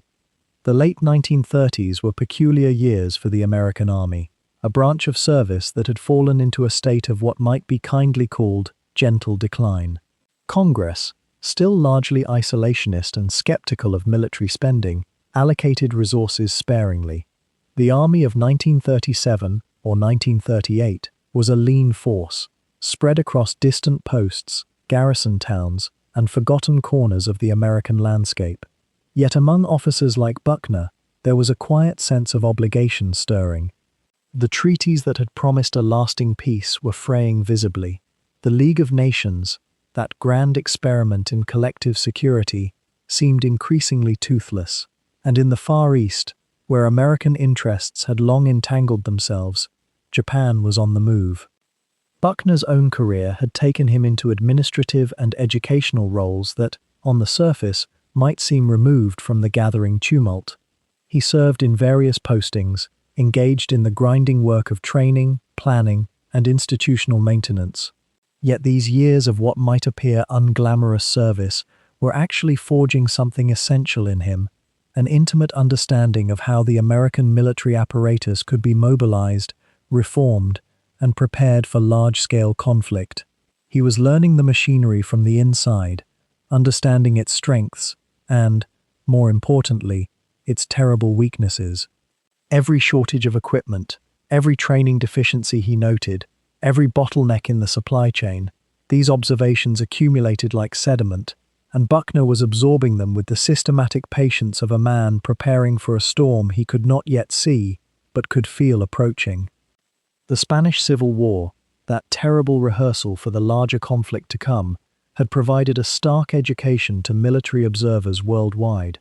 The technological possibilities of modern warfare, the ruthlessness of new ideologies, the inadequacy of older tactics against new methods of destruction, all of this was being demonstrated in brutal detail on the Iberian Peninsula. American officers, including those of Buckner's generation and perspective, watched and learned what they could from across the Atlantic. It was not a comfortable lesson. The world's democracies seemed to be watching their own defenses corrode with a kind of helpless resignation, while totalitarian powers were rearming with methodical ferocity. There is something poignant in considering the awareness that must have existed in the hearts of serious military men during these years. They could see what was coming. Perhaps not every detail, not the precise moment or the exact form, but the general shape of catastrophe was becoming increasingly visible. And yet the machinery of American democracy moved slowly, constrained by domestic politics, fiscal prudence, and a profound weariness after the terrible expenditure of the First World War. Buckner would have felt this tension acutely, the gap between what his instincts told him was necessary and what the nation seemed willing to provide. His reputation for exactitude, even severity, began to take on a different coloration in this context. He was not a man temperamentally inclined toward comfort or compromise. Where others might have adjusted to the constraints of the present, Buckner appears to have intensified his focus on building readiness within whatever realm he controlled. His subordinates, those officers and men under his command or instruction, would have found him increasingly demanding as the decade drew toward its close. There is a kind of mercy in such demandingness, though it may not feel merciful at the time. A commander who insists on discipline and preparedness in the years before war may save lives in the years when war comes. Buckner seemed to understand this intuitively. The world in 1938 and 1939 was moving toward a precipice with almost dreamlike inevitability. The annexation of Austria, the seizure of Czechoslovakia, the remilitarization of the Rhineland, these acts of aggression were met with diplomatic protests and economic sanctions that seemed to float away like autumn leaves. The American public remained largely opposed to any foreign entanglement, and Congress reflected that sentiment in its appropriations and policies. Yet astute officers like Buckner were laying groundwork nonetheless. They were training soldiers, improving practices, studying lessons from distant conflicts, and ensuring that when, not if, but when, the moment came, the American military would be as prepared as circumstances allowed. What is the nature of duty for a military officer who senses conflict approaching but lacks the resources to fully prepare his forces? It is a question that perhaps only those who have lived it can truly answer. Yet the record suggests that men like Buckner responded by becoming more exacting, more thorough, more uncompromising in their standards. They prepared their immediate charges as if their lives depended on it, because instinctively, these officers knew that lives would indeed depend on it. Buckner's reputation for exactitude, then, was not the product of mere personal temperament, though that certainly played a role. It was also a response to a world in which preparation was the only insurance against catastrophe. By 1939, with the invasion of Poland and the formal declaration of war in Europe, the nature of Buckner's service began to shift subtly. The abstract threat became concrete. The what-if scenarios that strategic planners had been quietly rehearsing took on an air of urgency and immediacy. The United States was not yet at war, would not be for another 2 years, but the machinery of its military was beginning to shift into a different gear. Officers like Buckner, seasoned by decades of service, found themselves increasingly called upon to help execute the modernization and expansion of American military capacity. It was a role for which, it would turn out, his entire career had been a meticulous preparation. In the decade before the world would turn its gaze fully westward toward the Japanese archipelago, a different kind of frontier called to Simon Bolivar Buckner Jr., one of ice and fog and the unforgiving vastness of Alaska. It was 1940 when he received his orders, and the territory that awaited him was less a promised land than a proving ground, a remote corner of American military responsibility that few officers coveted and most would have gladly left to younger men. Alaska in those years was not yet the state we know today. It was a distant possession, a territory of fewer than 75,000 souls scattered across an area so immense that the mind struggles to hold its scale. The Alaska Panhandle stretched down the coast like a finger pointing south toward Canada. The interior held mountains unnamed on most maps, valleys that had never seen a uniform, rivers that flowed through silence broken only by wind, and the calls of creatures indifferent to human ambition. It was, in many ways, a place suspended outside of time, and outside of the preoccupations of the continental United States. Yet Buckner understood what others were beginning to sense: Japan's expansion across the Pacific, its island-hopping campaigns, its growing military strength. These realities suggested that Alaska, sitting as it did across the northern waters from Japanese-held territory, represented a vulnerability that required attending to. The strategic thinkers in Washington had begun to feel a kind of distant but persistent unease. What if Japan, emboldened by conquests in Southeast Asia, looked north? What if the territory became not just a frontier, but a frontier under threat? When Buckner arrived in Alaska to take command of the military district, he was already a man of proven competence, but he was also a man for whom Alaska seemed an assignment at the edge of the known world. The weather alone was a force that demanded respect. Temperatures that could drop 30, 40, sometimes 50 degrees below zero, winds that came off the northern ice with a ferocity that seemed personal, snows that fell with a kind of patient relentlessness that could strand a convoy for days. The landscape itself was so vast and so little mapped that simple operations required planning that would have seemed excessive in temperate zones. Yet this severity was precisely what drew Buckner's attention. He was a man shaped by West Point discipline, by years in the regular Army's quiet routine, by the exacting standards his father's legacy had instilled in him. Alaska's harshness did not discourage him, it focused him. He could see in that remote territory the outlines of a necessary task: to prepare the northern frontier, to build the infrastructure of defense, to ensure that if Japan's ambitions turned north, the United States would not be caught unprepared. The work of fortification began almost at once, and it was work that consumed not hours or days, but months and years of patient, methodical effort. Buckner oversaw the expansion of military installations across the territory. Forts were improved, airfields were carved from wilderness, roads were pushed through terrain that seemed designed by nature to resist such intrusions. The effort required coordination between branches, ingenuity in the face of climate and geography, and an ability to maintain discipline and morale among soldiers stationed thousands of miles from anything resembling the comforts of home. The soldiers who served under Buckner in Alaska were a particular kind of volunteer, men who knew where they were being sent, who understood that they would be spending years in isolation, in cold that tested not just the body but the mind. Many of them were young, filled perhaps with a kind of adventurous spirit, or simply resigned to the luck of the draw that had sent them to this edge of the map.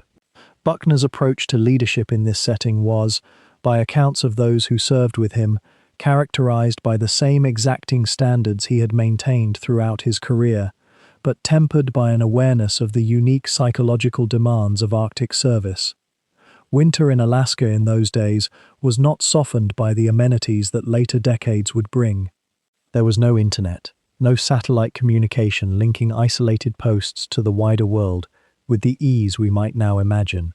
A commander had to maintain coherence across vast distances, had to ensure that small posts, scattered across a territory larger than most nations, remained part of a unified military structure. Buckner seemed suited to this challenge, or perhaps the challenge suited him. There is something in the record of his Alaskan years, in the reports and recollections of officers who served with him, that suggests he found in that isolation a kind of clarity. But clarity about what, precisely? The threat from Japan was real, certainly, but it remained abstract in those early years of his Alaskan command. Japan and the United States were not yet at war. The attack on Pearl Harbor still lay in the future. Buckner was preparing for a contingency, fortifying against a danger that had not yet manifested. It is a particular kind of military work, this preparation for conflict that might never come, this building of defenses for invasions that never materialize. And yet it is work that must be done, work that falls to officers with the discipline to maintain focus on a distant threat, to invest years of effort in preparations that history might render unnecessary. The desolate beauty of Alaska, and it was beautiful despite its harshness, or perhaps because of it, began to shape Buckner's thinking in ways that would resonate through the rest of his military career. The landscape teaches certain lessons to those who serve in it. It teaches the importance of preparation, of attention to detail, of respect for forces larger than human will. It teaches economy of motion, precision of planning, the wisdom of leaving nothing to chance when the stakes are survival itself. In the years he spent in Alaska, Buckner built something that would serve the nation well when the world finally turned toward global conflict. He built not just roads and airfields and fortifications, but a military organization ready to respond to threats from the north. He built a culture of readiness in a place where the natural environment was already a constant adversary, and in the quietness of that vast territory, far from the centers of power and attention, he continued to develop the qualities that would eventually define his role in one of the Pacific War's largest and bloodiest campaigns, the qualities of patience, of methodical planning, of an understanding that leadership often meant holding steady in the face of incomplete information and distant threats. It was, in many ways, the perfect preparation for what would come. The Arctic teaches commanders to think in long time frames, to maintain discipline across isolation, to make decisions knowing that reinforcement or correction from higher authority might take weeks to arrive. These were the lessons Alaska offered Buckner, and they were lessons he would carry with him when, years later, the distant conflict he had been preparing for would arrive at last, and he would be called to command not just the northern frontier, but an entire army poised to assault an island where the Japanese had sworn to fight to the last man. The Aleutian Islands stretch into the North Pacific like a string of dark beads scattered across cold, ink-colored water.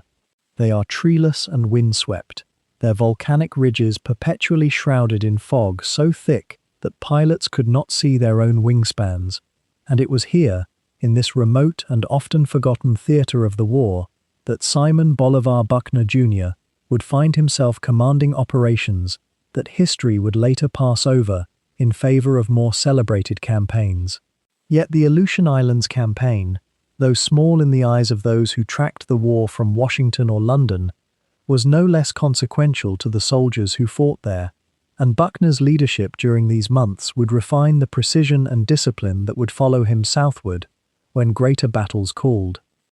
The Japanese occupation of Attu and Kiska in the summer of 1942 had alarmed American military planners far more than the public ever fully understood. To have enemy forces on American soil, for the Aleutians were, after all, part of Alaska, part of the continental United States, was a psychic wound as much as a strategic concern. The chain of islands ran westward toward Japan itself, and if the enemy held them, they might threaten supply lines, stage reconnaissance flights, or even prepare positions for a more ambitious assault. Buckner's task, once he was assigned to command the Alaska-based defense forces, was to dislodge the Japanese and fortify the islands against any further incursion. It was a mission that required meticulous planning, and meticulous planning was something Buckner understood as a religion. The campaign itself unfolded across months of grinding, bitter cold. Attu Island, where the main American assault took place in May of 1943, became a furnace of hand-to-hand combat, despite the frozen landscape around it. The island's terrain was brutal, steep, rock-strewn slopes that turned every yard of advance into an exercise in human endurance and tactical innovation. Japanese soldiers, understanding that they were effectively cut off and that reinforcement would not come, fought with the kind of desperate determination that would become a hallmark of the Pacific War. They dug in, fortified positions, and made the Americans pay dearly for every ridge and every snowfield. Buckner, coordinating the operation from command posts warmed by inadequate stoves, demanded that his officers maintain discipline and momentum even as casualties mounted and the fog rolled in to obscure any sense of progress. What made the Aleutian campaign distinct in Buckner's military character was the emphasis he placed on supply and logistics. The islands were so remote, so isolated by weather and distance, that every bullet, every can of rations, every medical supply had to be ferried across hundreds of miles of treacherous sea. A single supply ship lost to weather or enemy action could cripple operations for days or weeks. Buckner became obsessive about inventory, about the flow of material, about ensuring that his troops never lacked for the basic necessities that kept them alive and fighting.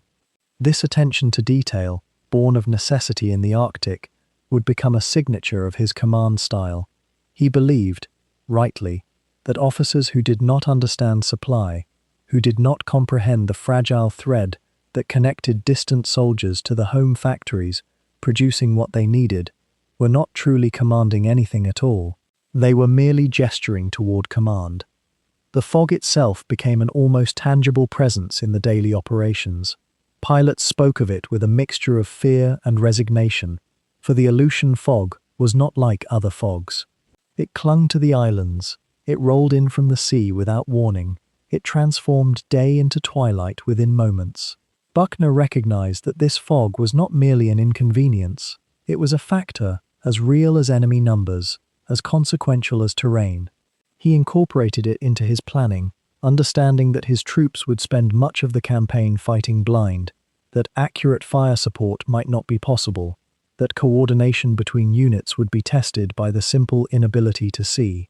Does a commander who can adapt his strategy to the whims of weather, who can maintain control even when visibility drops to mere feet, not demonstrate a kind of mastery that is rarely tested in more temperate climates?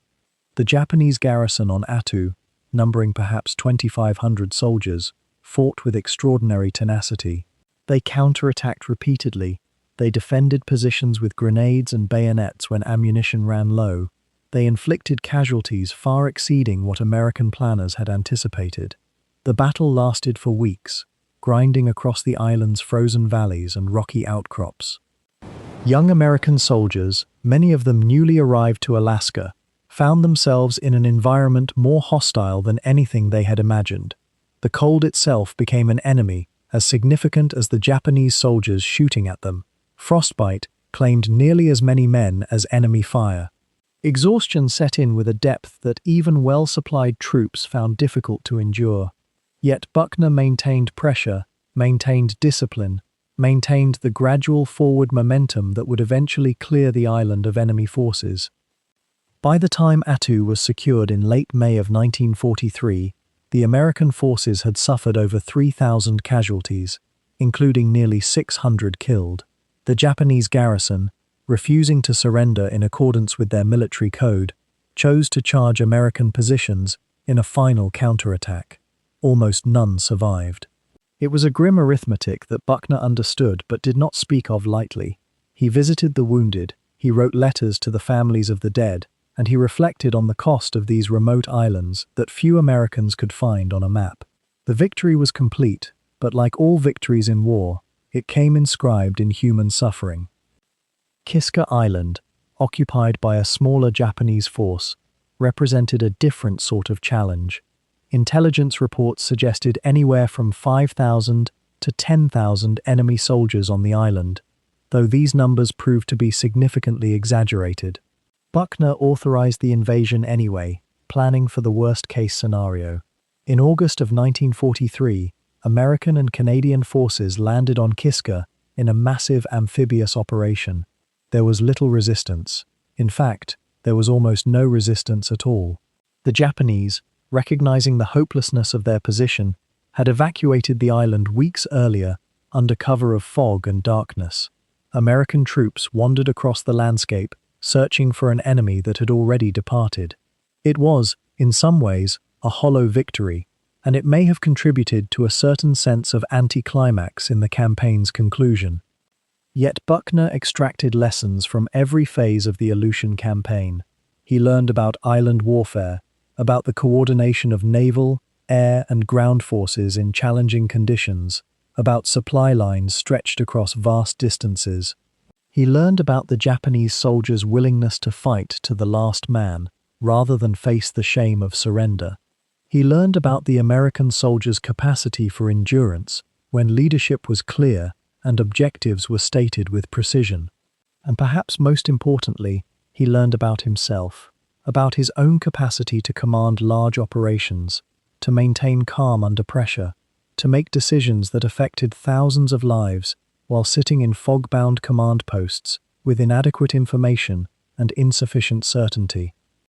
The Aleutian Islands campaign remains one of the least studied, least celebrated, and least remembered campaigns of the Second World War.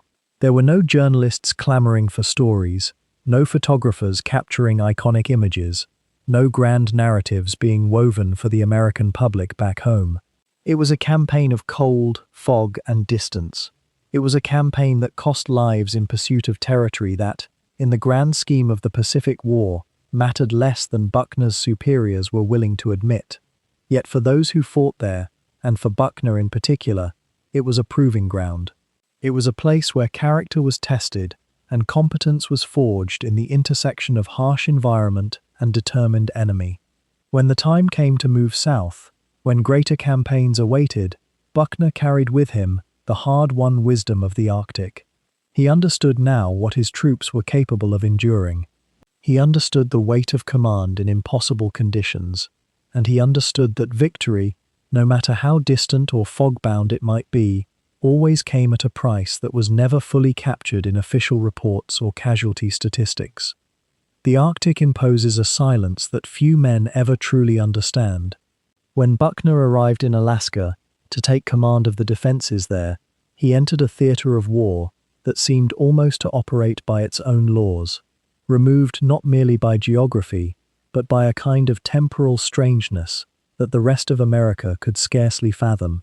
The fog rolled in across the Aleutians with a weight and permanence that made daylight itself feel like an interruption.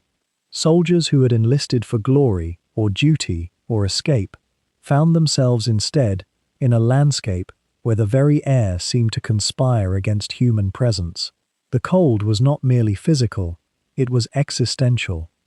It asked questions of the men who endured it, questions about why they were there, what they were defending, and whether anything mattered in a place where the earth itself seemed indifferent to human ambition. The psychological toll of Arctic warfare was a phenomenon that official military doctrine had scarcely prepared anyone to address.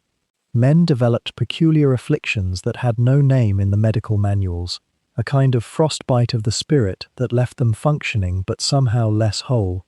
Some grew irritable over small matters, others sank into a kind of hollow compliance, performing their duties while something inside them seemed to retreat behind glass. The darkness mattered more than the cold, though the cold never truly departed. In the long months when daylight came only in a thin, reluctant band at the horizon, soldiers reported that time itself began to feel unreliable. Hours stretched, days collapsed into one another. Letters from home grew strange in their arrival, speaking of a world that seemed progressively more fictional. The homesickness that afflicted men in other theaters was somehow different here. It was not a longing, so much as a kind of vertigo, a fear that the world they remembered might have moved on entirely without them. Buckner understood something essential about this condition, perhaps not through any formal training, but through the attentive observation of men that had marked his character since his days as a cadet. He did not, it appears, underestimate the power of isolation to diminish a soldier's will. Instead, he set about creating structures that acknowledged human need, even in inhuman circumstances. He was meticulous about rotation schedules, ensuring that men were not left to languish in forward positions for periods that would corrode their spirit. He understood, and this was perhaps unusual for a man of his generation and training, that morale in the Arctic was not a luxury or a side effect of good command. It was a tactical necessity. A demoralized soldier in cold climate was not merely unhappy, he was a liability. His hands shook, his attention wandered, his errors multiplied. What emerges from accounts of Buckner's command in Alaska is a portrait of a leader who believed that discipline and compassion were not opposing forces, but partners in the craft of command. He enforced regulations with an exacting precision that some found harsh, and yet he also ensured that men had adequate shelter, adequate rations, adequate rotation. He instituted inspections, not as performances of authority, but as genuine oversight, walking through barracks and outposts himself, noting conditions, attending to details that a commander might easily have delegated. This attention had a paradoxical effect. Men understood that they were not forgotten. In a place designed by geography to make them feel irrelevant to the larger war, Buckner's constant, demanding presence communicated something deeper, that they mattered, that their sacrifice was noticed, that the man in command knew their names and knew the price they were paying. The nature of Arctic command was also one of profound uncertainty. Japanese intentions were perpetually unclear. The weather itself was an enemy that operated according to laws that no intelligence service could predict.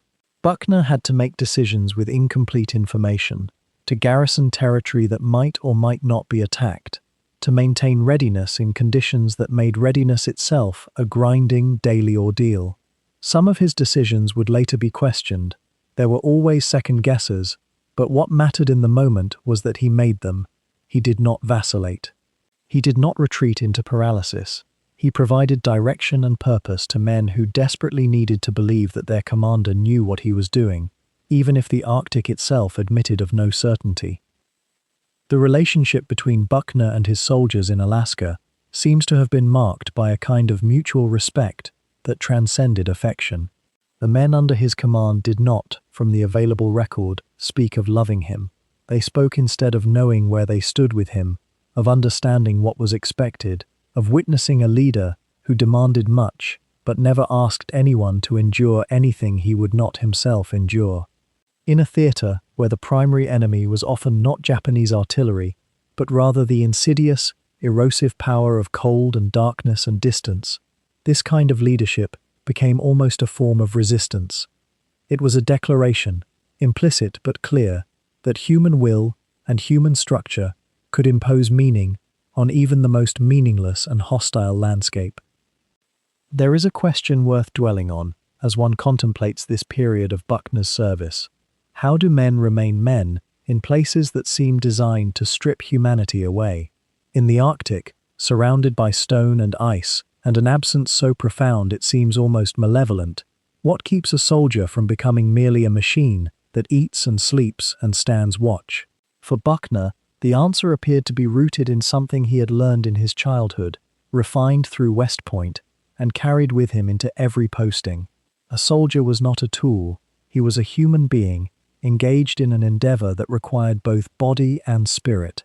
The spirit could be broken more easily than the body, and once broken, no amount of physical hardiness would repair it. The commander's task was therefore not merely to manage logistics or enforce discipline, but to tend to something more fragile and more essential. Yet, even as Buckner settled into his command of the Alaskan territories, overseeing the reclamation of islands wrapped in fog and the fortification of a frontier that few Americans could imagine, the broader machinery of the war was already turning toward a far larger stage. The Japanese had begun their slow, inevitable retreat across the Pacific. Island by island, atoll by atoll, the American forces were grinding their way westward, each victory purchased with blood and exhaustion, each stepping stone bringing the war closer to the Japanese home islands themselves. And in the halls of planning offices and command centers in Hawaii and the continental United States, a question was beginning to crystallize in the minds of strategists and commanders alike. What comes next? The answer was becoming clearer with each passing month. There would need to be an invasion, not a raid, not a limited assault to test defenses, but a massive, coordinated landing on the very soil of Japan itself. The atomic bomb, still theoretical and untested in those moments, was not yet part of the calculus. What military planners saw ahead of them was a campaign that would make everything that had come before seem almost like preparation. The estimates were staggering: hundreds of thousands of American casualties, perhaps 1 million or more. Japanese soldiers fighting with nowhere left to retreat, defending their homeland with the kind of desperation that the island campaigns had only begun to hint at. In Alaska, far from the intense planning meetings and war room calculations, Buckner received word that his services would be needed elsewhere. The northern frontier, having been secured and fortified against the threat of Japanese invasion that ultimately never truly materialized, would now be held by a smaller command. Buckner himself was being reassigned, redirected toward the south and the great gathering storm that everyone could sense approaching. The call came in 1944, and with it came both the recognition of his competence and the weight of what was to come. He would be moving to a position of vastly greater responsibility, one that would place him at the center of operations that would shape the final, terrible chapter of the Pacific War. The journey south, both literally and in terms of his career trajectory, represented a profound shift in how Buckner would experience the war. Alaska had been an isolated posting, removed from the main theaters of combat, a place where leadership could be demonstrated through careful administration and the gradual strengthening of defensive positions. The islands and outposts under his command had been cold and remote, the enemy tangible but also distant. Now, moving toward the southern Pacific, Buckner was being pulled directly into the vortex. The war was no longer something to prepare for or to hold at bay. It was imminent and inescapable. What was the strategic thinking that drove this reassignment? The answer lay in the understanding that had gradually crystallized among American military leadership. The island-hopping campaign had been remarkably successful, but it had also revealed something troubling to those who studied the patterns carefully. As American forces moved closer to Japan itself, as the islands became stepping stones that were closer and closer to the Japanese mainland, resistance was not diminishing, it was intensifying. The closer the Americans drew to Japan, the more fanatical the defense became. Soldiers were no longer simply defending isolated positions in the middle of the ocean. They were defending places that mattered, places that were closer to home. This shift in intensity had become evident with the Battle for Iwo Jima, which had taken place in February and March of 1945, not long before Buckner's reassignment south. The battle had shocked many Americans with its ferocity and its costs. Nearly 7,000 American lives lost in the assault on an island barely 8 square miles in size. Nearly 20,000 Japanese defenders, most of whom chose death over surrender. The message was becoming undeniable. The closer to Japan the war moved, the more willing the defenders were to fight to the last man. What then would happen when American forces actually reached Japanese soil? The calculations were grim.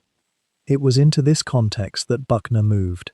He was not a man given to public displays of emotion or grand pronouncements, but he would have understood, as any experienced officer would have, what his reassignment meant.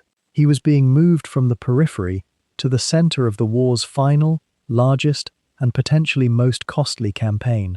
The command structure for these great invasions was already taking shape. There would be an 8th Army and a 10th Army, both under the overall coordination of General Douglas MacArthur. Buckner himself would be given command of the 10th Army, a position that would place him in charge of hundreds of thousands of soldiers, responsible for planning and executing one of the most ambitious military operations in human history. But before that command would be his, before he would be asked to oversee the planning and execution of the assault on Okinawa, which, as events would unfold, would serve as the dress rehearsal for the invasion of the Japanese home islands, Buckner had to make his transition. There were briefings to attend, new command centers to familiarize himself with, and a completely different operational context to absorb. Alaska had taught him certain lessons about commanding in extreme terrain and harsh conditions. The isolated bases and limited resources had demanded ingenuity and careful management. But the Southern Pacific, where he was now heading, would require a different kind of expertise altogether. The dates and the movements of personnel, when you look at them now with the benefit of historical distance, seem almost inevitable, as though events were moving along predetermined tracks. But to those living through them, the future was still uncertain. No one could know, as Buckner traveled south to take up his new position, exactly how much time remained. No one could know that in less than a year and a half from this moment of reassignment, he would be standing on an observation post on a remote island, watching artillery fire arc across a landscape scarred by weeks of intensive combat, and that an enemy shell would find him there. But there was a sense, among those who understood the scope of what was being planned, that time was running out. The war could not continue indefinitely. Japan was being strangled by blockade and bombing, her cities reduced to ash, her navy essentially destroyed. Yet still the war continued. Still the Japanese fought. And still the American military had to prepare for the possibility that invasion would be necessary, that the final, terrible chapter of the Pacific War would have to be written on the islands and beaches of Japan itself. Buckner, moving south to take command of the 10th Army, was being positioned to write part of that chapter. The question of how it would be written, and at what cost, was still being determined. The appointment itself carried a weight that transcended mere rank. This was not a lateral transfer to another theater, but rather a recognition that Buckner had proven himself capable of managing operations at a scale that had, until now, been beyond his ken. The 10th Army, when fully assembled, would comprise over 180,000 men, not merely soldiers, but an entire floating city of sailors, infantrymen, engineers, and support personnel, all of whom would be bound together by the singular directive flowing from his command tent. In many ways, it was the culmination of everything the boy born in Kentucky to a Confederate father, the cadet disciplined at West Point, the young officer building his expertise in garrison towns, had been unconsciously preparing for across 3 decades of service. What made the appointment to Okinawa different from earlier commands was the sheer complexity of the undertaking. The Aleutian Islands campaign, difficult as it had been a contained affair, a relatively small force, a specific geographic objective, and a measure of isolation that, while brutal, had not demanded the kind of orchestration that a full-scale assault on a major island would require. Okinawa was something else entirely. It was the largest amphibious assault in the Pacific theater to that point, surpassing even the invasion of Saipan in the complexity of its logistics and the magnitude of the enemy forces arrayed against it. Japanese commanders had already made clear that they intended to defend the island to the uttermost. Intelligence reports suggested that Okinawa held upwards of 70,000 Japanese soldiers, dug into positions that had been prepared with meticulous care, connected by tunnels and caves that honeycombed the island's limestone ridgelines. The Japanese had learned, through the bloody campaigns of the previous 2 years, that to meet the Americans on the beaches was to invite annihilation.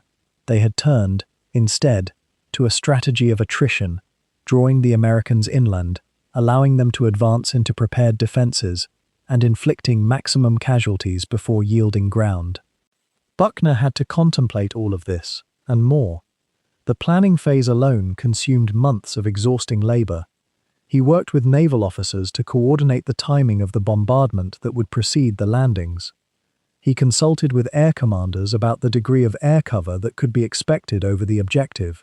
He studied the terrain obsessively, the contours of the beaches where his men would come ashore, the ridge systems where the heaviest fighting would likely occur, the supply routes that would carry ammunition and rations inland to support the advance. Every decision cascaded into 100 others. How many men would land in the first wave? How would the subsequent waves be brought ashore? Where would the command post be established? How would medical evacuation be managed when, as he surely knew it would be, casualties began to mount? The responsibility was not abstract. Buckner understood that his choices, the dispositions he made, the timing he selected, the reserves he positioned, would determine how many men would return home. He was a man shaped by a culture of duty, by a father's legacy of service to a cause, even when that cause had been lost. But this was different from the abstract loyalty that had motivated his father. This was the concrete, immediate weight of deciding how many sons and fathers would be sacrificed in pursuit of a military objective. Some commanders might have found this paralyzing.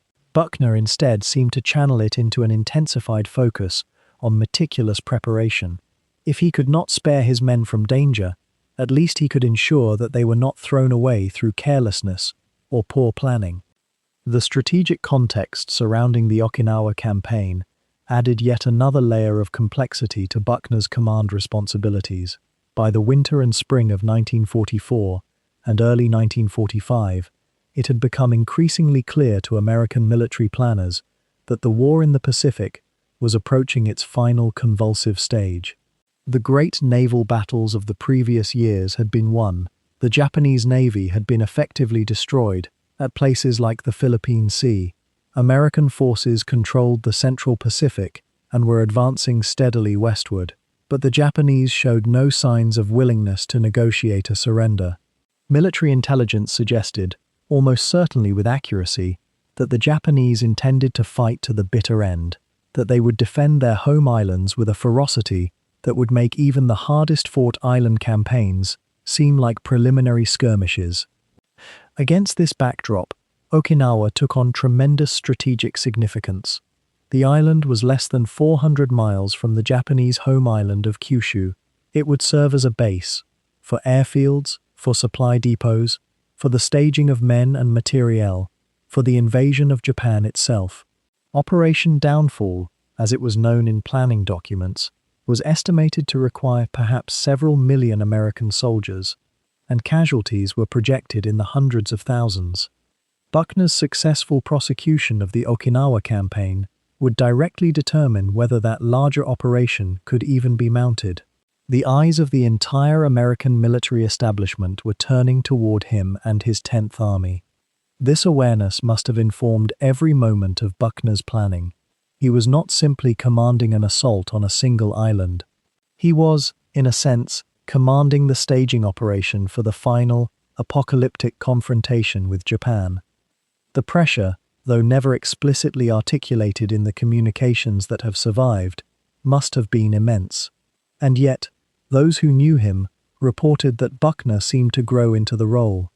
There was a quality of calm determination about him, the product, perhaps, of having spent so many years in subordinate positions, watching and learning, disciplining himself to the exacting standards of military professionalism. Now, at an age when many men might have begun to contemplate retirement, he was being asked to undertake the largest command of his career. The men under his authority began to know him through his orders, through the priorities he established, and through the occasional visits he made to see the units in training.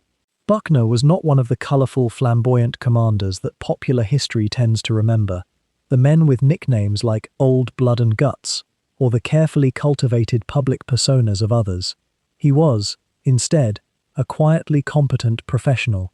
His manner was even, his decisions seemed to be made with careful deliberation, and his concern for the welfare of his men, while not advertised, was evident in the meticulous attention he paid to logistics, to supply, to the basic care that would sustain soldiers through the ordeal ahead. In the weeks before the campaign began, this quiet competence must have seemed almost quaint to some of the younger officers under his command. They were preparing, many of them, for what they believed might be the decisive engagement of their war. They had no way of knowing that their commander was only weeks away from facing the last decision of his life. By the spring of 1945, the machinery of American amphibious warfare had become a finely calibrated instrument. After island hopping across the vast Pacific for nearly 3 years, from Guadalcanal through Tarawa, Iwo Jima, and countless smaller atolls, the Navy, the Marine Corps, and the Army had refined their choreography of invasion down to something approaching an art form, though an art form painted in blood and smoke, and the particular exhaustion that comes only from endless sea voyages, followed by assault under fire. Okinawa, the largest of the Ryukyu Islands and the closest Japanese territory to the planned invasion route toward the home islands, represented the culmination of all that hard-won knowledge, and it would demand everything General Buckner had learned across his long career. The operation itself bore the weight of history in its sheer magnitude.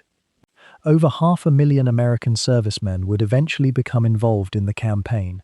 Sailors in the vast armada, pilots overhead, thousands of soldiers and Marines in the assault waves, engineers, medical personnel, cooks, mechanics, men whose names would never appear in any official report, yet whose presence was essential to the whole grinding machine.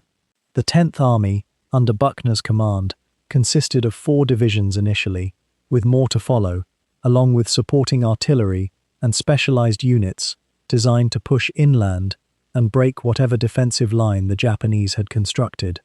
The logistics alone were staggering. How does one feed, supply, and support hundreds of thousands of men on an island, bringing everything from drinking water to ammunition, from medical supplies to replacement parts, across hundreds of miles of open ocean?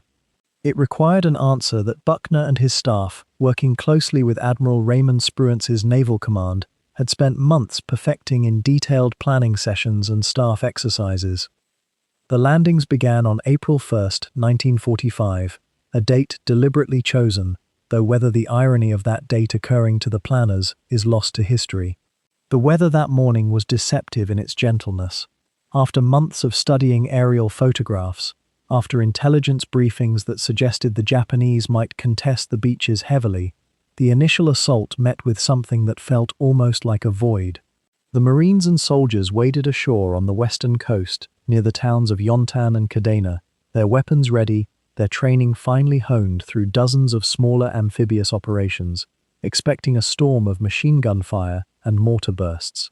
Yet the beaches, for those first hours, remained quiet. The Japanese commander, General Mitsuru Ushijima, had made a strategic decision. Rather than squander his forces in a futile defense of the exposed shoreline, he would pull his army inland, concentrating them along a prepared defensive network in the southern portion of the island, particularly around the heights and fortifications of the Shuri line. It was a decision born of harsh lessons learned on previous islands, where beaches had become charnel houses. So Buckner's men secured the beachhead without the expected carnage, and for a moment, brief and peculiar, the American commander had something precious, a moment of initiative unimpeded by immediate resistance. Buckner himself moved ashore with the assault waves, as was customary for a commanding general, to observe the landing with his own eyes and begin the process of orchestrating the vast army now flowing onto Okinawan soil. He was a man of deliberate temperament, measured in his movements, precise in his speech, inclined toward careful observation before issuing orders. Those around him often remarked on his thoughtful demeanor, not hesitant, but reflective, as though he was always mentally 1 or 2 steps ahead, considering the implications of each decision before committing to it. In those early hours ashore, Buckner moved through the chaos of the landing zone with the practiced calm of a career officer. The beach itself was a peculiar kind of bedlam, controlled bedlam perhaps, but bedlam nonetheless.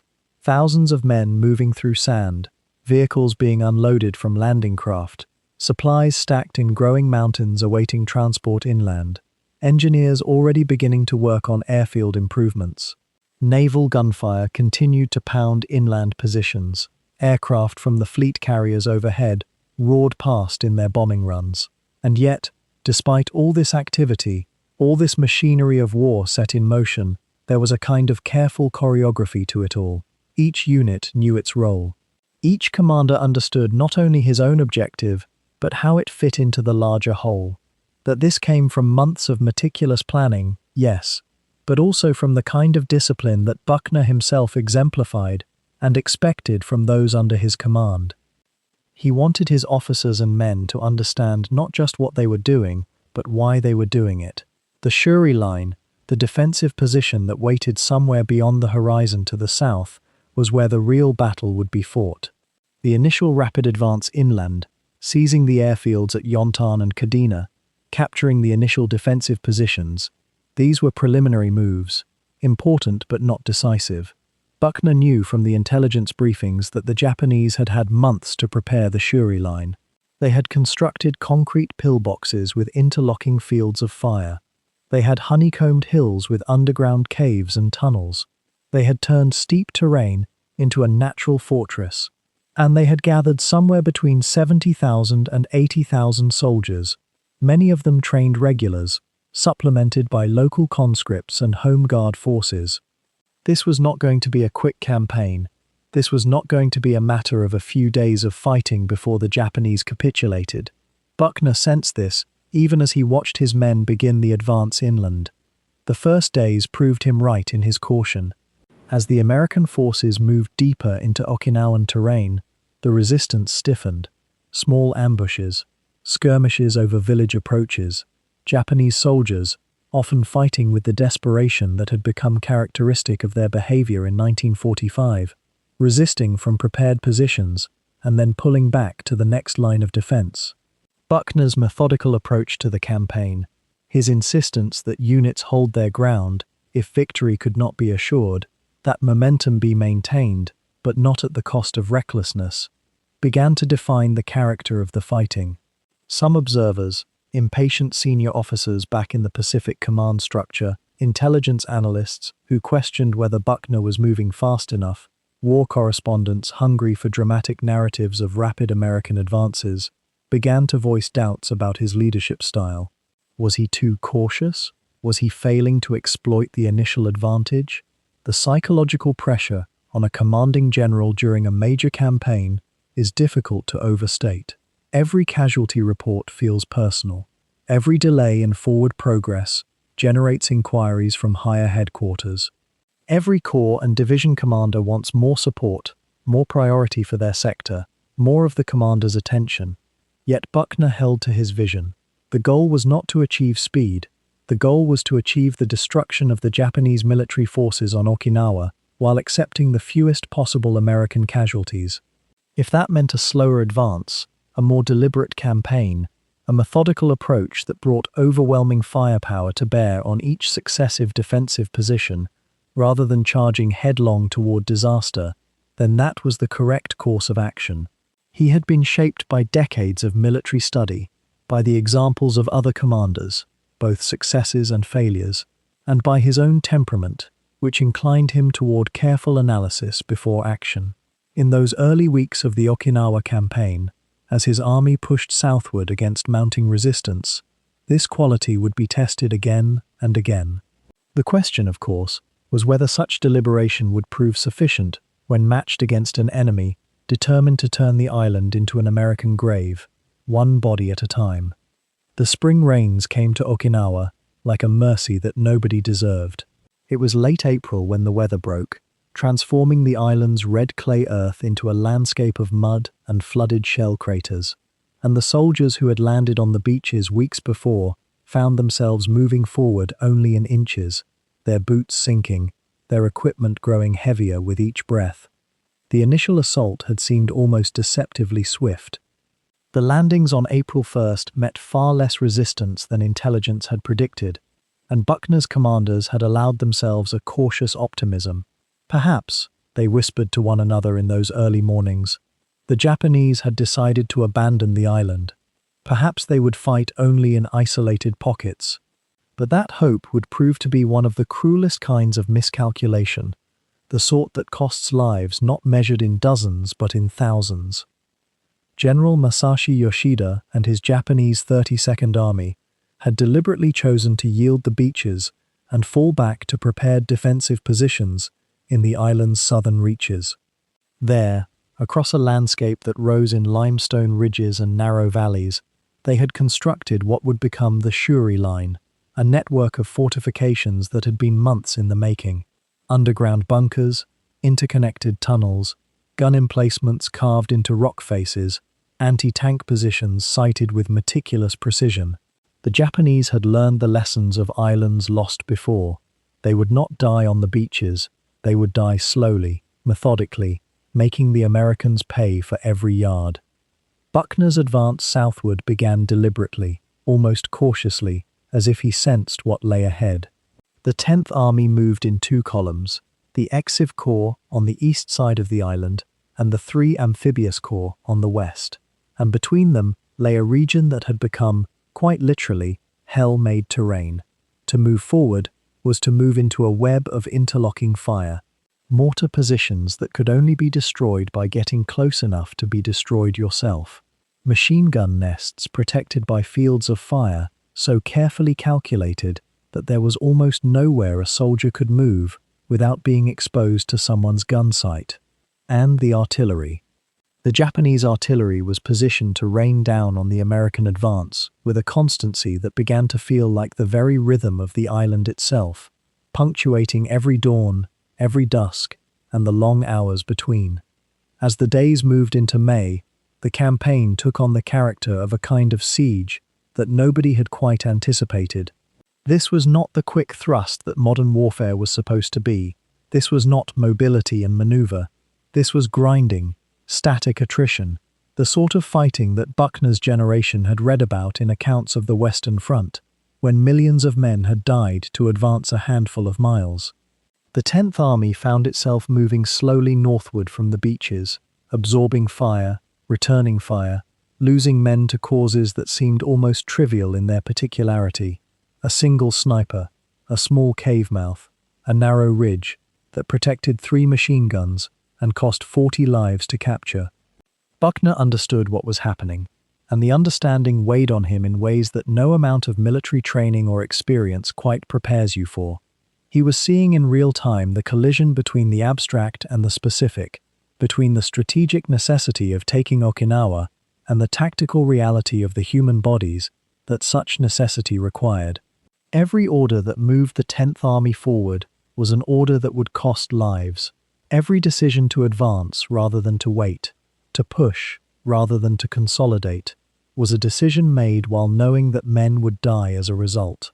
This is what command looks like in its most intimate and most troubling dimension, the moments when the generalized knowledge that war kills soldiers becomes the specific knowledge that this soldier, whom you have never met, whom you will never know, has just died in accordance with your orders. The pressure began to build from multiple directions. From above, from the higher commands in the Pacific, there was the constant question, when would Okinawa be secured? When could the 10th Army move to its next assignment? When could preparations begin for the invasion of the Japanese home islands, the operation that everyone knew was coming, the massive assault that would dwarf even this? Operation Downfall, it was called, the planned invasion of Kyushu and Honshu, an operation that planners were estimating might cost hundreds of thousands of American lives. Every day that Okinawa remained unsecured was a day lost in preparing for that larger catastrophe, and there was pressure from the men themselves, though it took forms that statistics cannot quite capture. Exhaustion that went beyond tiredness, that reached into something more foundational, the exhaustion of knowing that tomorrow would bring the same situation as today, the same careful forward movement, the same weight of arms and equipment, the same distant sound of Japanese artillery. Combat fatigue, the military called it then, though we might use different language now. Soldiers were beginning to require rotation off the lines, not because they had been wounded, but because something in them had begun to come undone. The psychological casualty rate on Okinawa was among the highest of the war, rates that troubled Buckner and his subordinate commanders because they understood what such numbers really meant. They meant that men were breaking under a weight that was not entirely physical. Buckner's command style, which had been shaped by decades of careful preparation and quiet competence, was tested in ways that no maneuver exercise or wartime simulation could truly approximate. He was known for being deliberate, for avoiding waste, for believing that careful planning could reduce unnecessary casualties. And yet here he was, overseeing a campaign in which casualties seemed almost inevitable, in which the very geography and the enemy's careful preparation meant that American soldiers would die, no matter how well the plans were made. The famous photograph exists of Buckner in his command post, studying maps, his face bearing an expression that might be read as grim determination or as something closer to resignation. It is difficult to know which. Perhaps it was both simultaneously. The weeks stretched. April became May, and May began to edge toward June. The pace of advance measured itself in 100-yard gains and 1,000-yard losses. The Japanese held the Shuri positions with a tenacity that suggested they had no intention of yielding them, except at the cost of complete annihilation. And they were being annihilated. The casualty rate among Japanese troops was staggering. The casualty rate among Okinawan civilians who were caught between the two armies was tragic beyond easy description, and the American casualty rate climbed steadily upward with each passing day. Buckner himself moved forward constantly, visiting units, observing the fighting firsthand, understanding through his own eyes the conditions under which his soldiers were operating. This was leadership in its most fundamental sense. Not the abstract moving of pieces on a map, but the physical presence at the point where flesh met steel, where intention collided with reality. He would have understood, standing there on those ridges overlooking the Shuri positions, that what he was watching was not just a military operation. It was a test of American will, yes, but it was also a test of something more human, the question of how much suffering a person can endure before something inside them gives way. By mid-June, the Shuri line was finally beginning to crack. The careful Japanese positions were being worn down by the sheer weight of American firepower and American persistence. The victory was becoming visible on the horizon, but it was a victory that had cost far more than anyone had initially predicted, and it was being purchased with blood in quantities that seemed almost incomprehensible. Buckner's command decisions, which had been made with the goal of preserving lives where possible while achieving the military objective, had resulted in an operation that would ultimately cost the lives of nearly 13,000 American soldiers and sailors, and tens of thousands of Japanese soldiers, and perhaps 100,000 or more Okinawan civilians caught in the middle. The pressure that had been building in Buckner as the campaign wore on was not, it should be understood, the pressure of failure. The operation was succeeding. The Shuri line was yielding. The 10th Army would shortly declare the island secured. But the success itself, purchased at such cost, raised questions that Buckner could not have avoided thinking about. What did success mean in a war where the cost of victory seemed to approach the magnitude of the victory itself? How should one think about such calculations? These were the thoughts, perhaps, that occupied Buckner in those final days, as the grinding campaign that had consumed May moved into June, as the spring rains gave way to something harder and more oppressive, as the island itself seemed to settle into a kind of exhausted surrender. He was about to learn, though he could not have known it, that these philosophical and moral questions would soon become academic, overtaken by events that would be sudden in their occurrence, but would echo through history with a kind of permanent weight. By mid-June, the battle for Okinawa had entered a kind of terrible grinding rhythm, and General Buckner had begun to move his observation posts closer to the forward lines as the campaign pressed into its final weeks. The logic was sound enough. A commanding general needs to see the terrain, needs to gauge the mood of his troops, needs to understand viscerally what his orders mean when they reach the men in the foxholes and coral outcrops. Buckner was not a man to command from a distant headquarters tent, while others bled, and this impulse, this hunger to witness directly, was deeply woven into his character. On the morning of June 18th, a Sunday, the weather had cleared somewhat after days of rain. The sky was still thick with moisture, the air clinging and warm, but the clouds had lifted enough that visibility stretched across the island in patches. Buckner decided to visit the front, to observe the final American push against the remnants of the Japanese defense. He traveled with a small party, his aide, his driver, a few officers, moving through the landscape of shattered villages and scarred earth that had become the signature of this island's agony. By that point in the campaign, the Japanese were collapsing. The organized defense around the Shuri line had fractured, and what remained was a series of scattered, desperate strongholds where Japanese soldiers and Okinawan civilians alike faced annihilation or surrender. The Americans were advancing, village by village, ridge by ridge, but Japanese artillery still answered from hidden positions in the limestone hills. The war was ending, yes, but it was ending with terrifying slowness, and every day brought new deaths on both sides. Buckner and his party arrived at an observation post near the village of Mabuni, on the southern end of the island.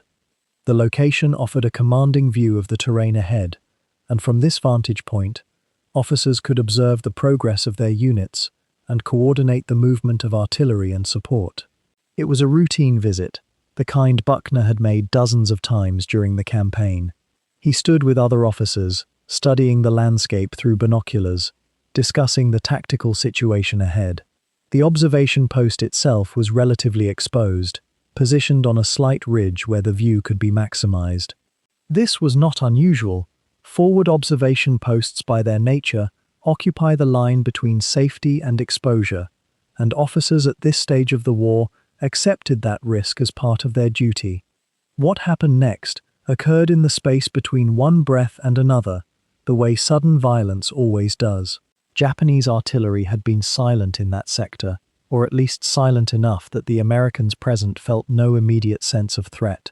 The guns that answered from the hills that morning may have been targeted at American positions elsewhere, or may have found this exposed ridge entirely by chance, the random mathematics of war at work.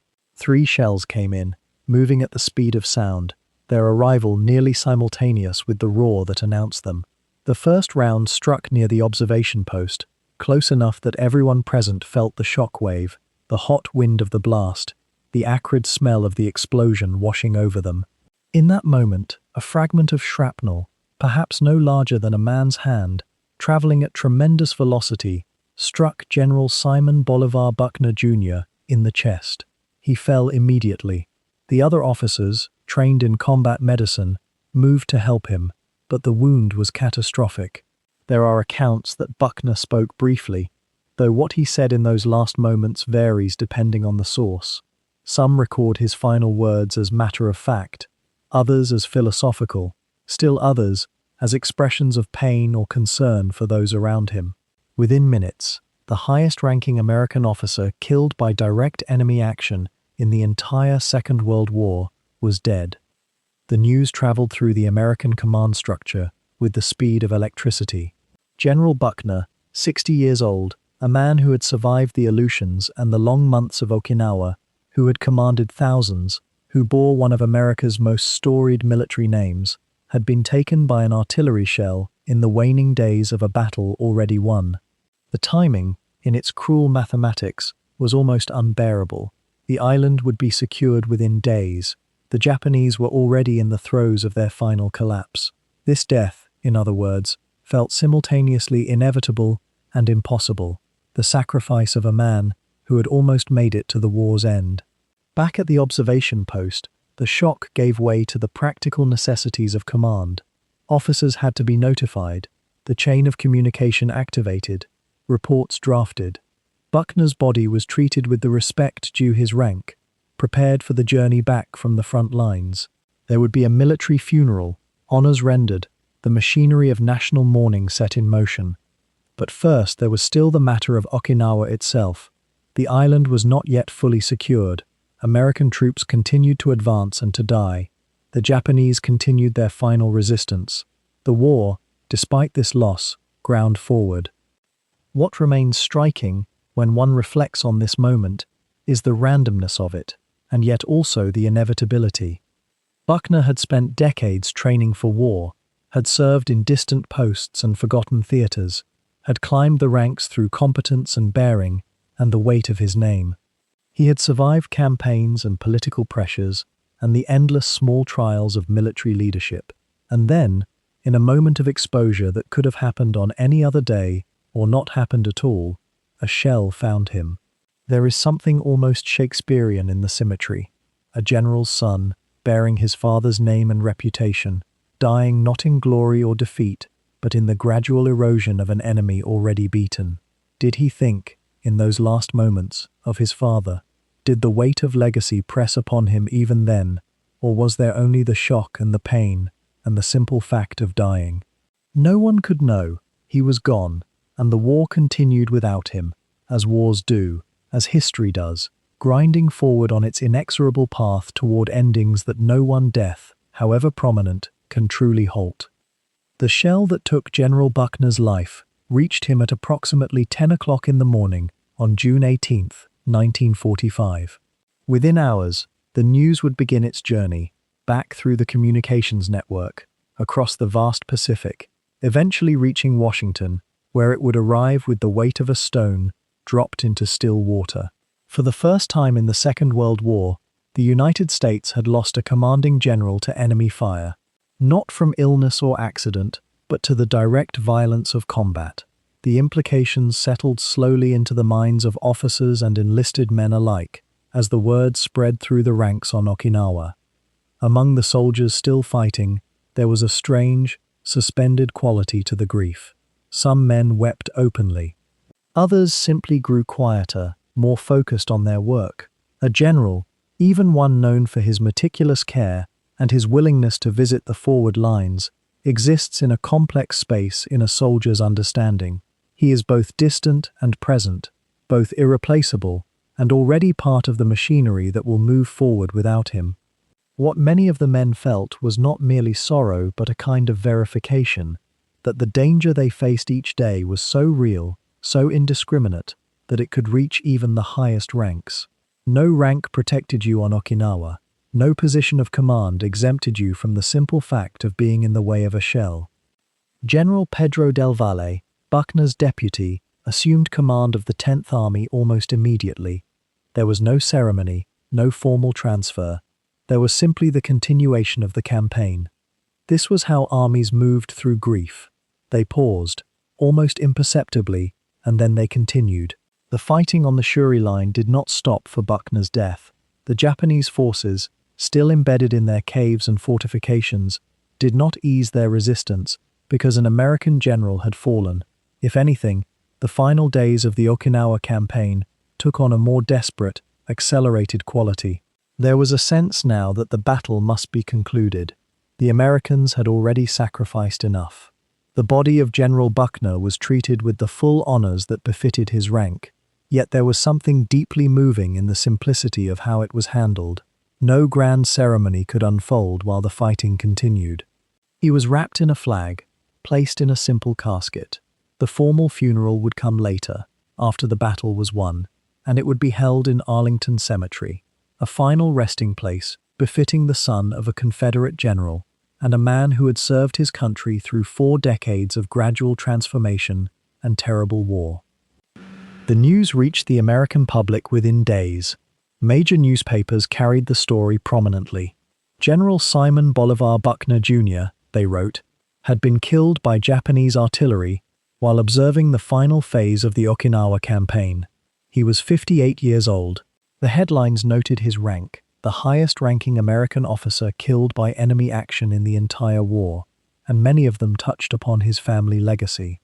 Some newspapers resurrected the image of his father, the Confederate general, placing the son's sacrifice in the long arc of American military history. For a nation that had come to expect victory, even as the human costs mounted ever higher, the death of a general carried a particular symbolic weight. There was an almost paradoxical quality to the American response.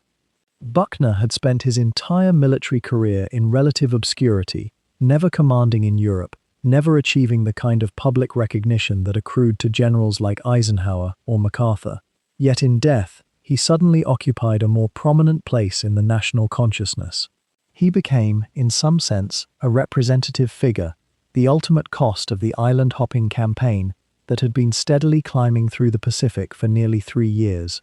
Each island had demanded its price. Saipan, Iwo Jima, now Okinawa, and now a general, one of the oldest officers still in active command, had paid it. The funeral service itself took place on June 21st, 3 days after his death, though the formal burial at Arlington would not occur until later. The immediate memorial was simple and solemn. Men of the 10th Army, who had known him, gathered to pay their respects. By all accounts, it was a moment of quiet reflection rather than elaborate ceremony. Those who had served under Buckner spoke of him in terms that seemed to matter more now that he was gone: his fairness, his willingness to listen, his meticulous attention to the welfare of his men. These were not the qualities that made headlines, but they were the ones that soldiers remembered. What happened in the final days of the Okinawa campaign after Buckner's death is, in some ways, a question worth sitting with for a moment. Did his death accelerate the American push to finish the battle? Did the men fight with greater urgency, with a desire to honor the general who had been taken from them? Military historians have suggested that the pace did quicken, though whether this was directly attributable to Buckner's death or simply to the natural momentum of a campaign reaching its conclusion remains somewhat uncertain. The Japanese were, by this point, in full retreat from their main defensive positions. The Shuri line, which had held so stubbornly for weeks, was collapsing. The battle was moving toward its inevitable end. By June 22nd, the day after Buckner's funeral, American forces had secured the heights above the Shuri castle. The organized resistance of the Japanese army on Okinawa was breaking down.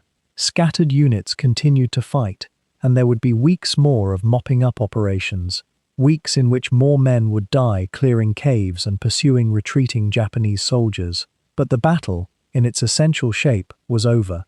The Americans had won. The cost had been staggering: nearly 13,000 American lives, and an even greater number of Japanese soldiers and Okinawan civilians killed. Against this vast accumulation of loss, the death of one general might seem small, yet it was not. It meant something, not least because it represented a kind of democratic exposure to the violence of war that had become less common as the conflict had progressed. There was a particular poignancy in the fact that Buckner had died on a day of observation and inquiry. He had gone forward to look at the state of the campaign, to assess conditions, to see with his own eyes what his men were facing. This was consistent with everything that had defined his command style. He had done the same thing in Alaska, visiting remote outposts, understanding the realities that his orders would affect. And now, in his final hours on Okinawa, he had been doing precisely what a careful, thoughtful commander did.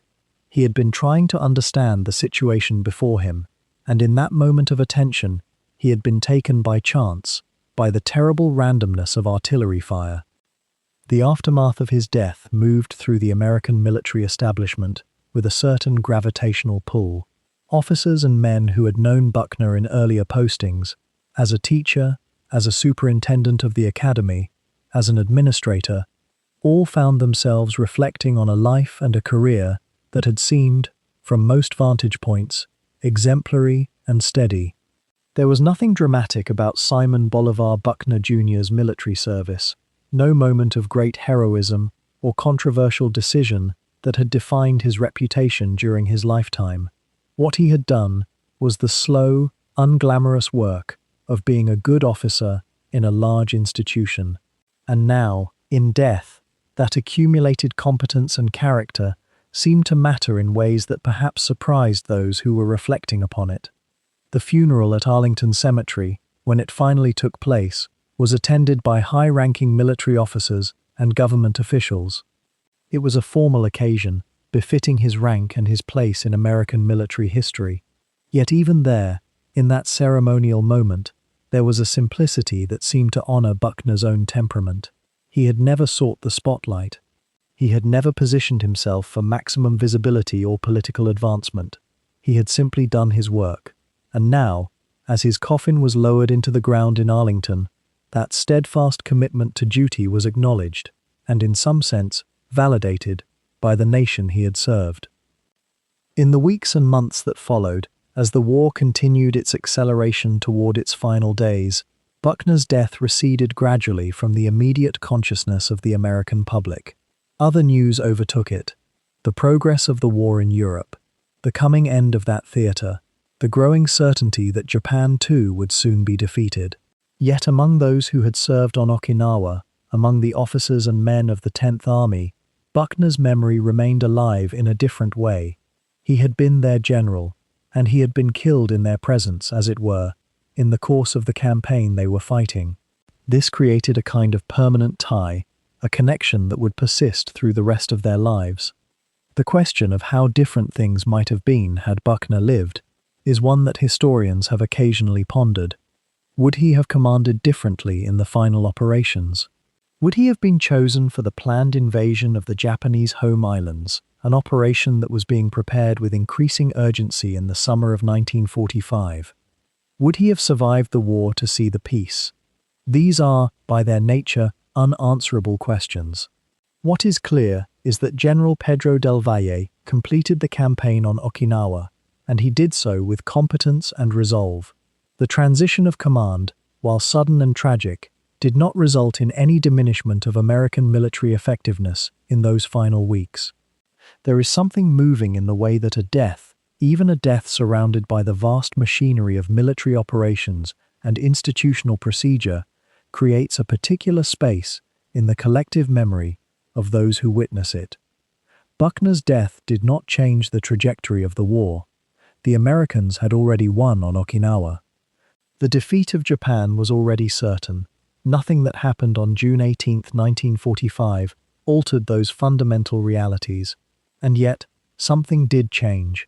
A life that had been lived in relative quiet, a career of steady competence and careful stewardship, ended suddenly and publicly. And in that ending, Buckner became, in a sense, more visible to history than he had ever been in life, a symbol of sacrifice, a reminder that the war had touched every level of command, a man whose name and whose death would be remembered as long as the history of the Second World War was studied and reflected upon.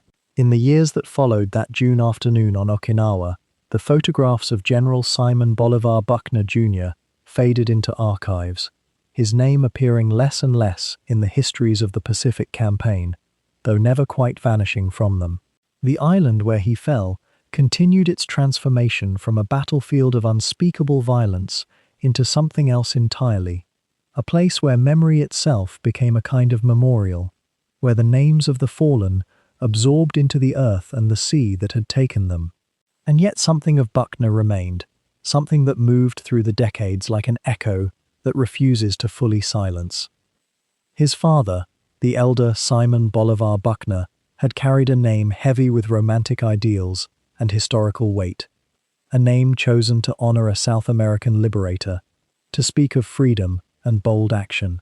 The father had lived through the cataclysm of the Civil War, had worn the uniform of a lost cause, had rebuilt his life in Kentucky's hills, had governed a state trying to find itself again in a fractured nation, and when his son was born, that name passed forward, as names do in families bound by honor and memory. One man had fought for the Confederacy, The other would fight, decades later, to defeat fascism on an island halfway across the world. Two different wars, two different ideals, and yet the same name connecting them across the gulf of time. What does a name carry when it travels through generations this way? Perhaps it carries obligation, or perhaps it carries only the weight of expectation, the sense that one must prove oneself worthy of what has come before. Buckner Jr. had spent his entire life in the shadow of his father's reputation, not in a way that crushed him, but in a way that shaped him, that gave him a framework for understanding duty and honor and the commitment required to lead men in difficult circumstances.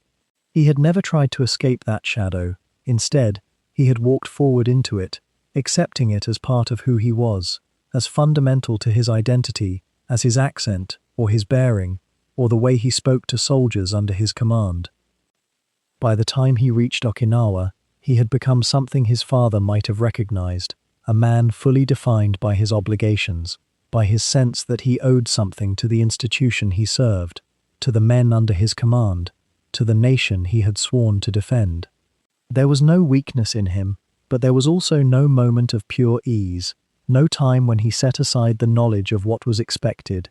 Even on that morning of the 18th of June, when he went forward to observe the progress of the fighting, he was still General Buckner, still bound by the protocols of rank and responsibility, still moving toward danger because that was what his position demanded.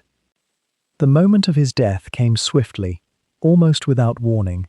An artillery shell, arcing down from Japanese positions, found him in a place where he had made himself vulnerable because his duty required it. There was no heroic last stand, no dramatic final words preserved for posterity. There was only the sudden violence of war doing what it had always done, claiming even those who believed themselves able to remain above its worst effects through the force of will and character. It was, in a way, the most honest death possible, not romantic, not redemptive, simply the consequence of war reaching out and touching someone who had placed himself within its reach. After his death, the grief that rippled through the military hierarchy was profound and immediate.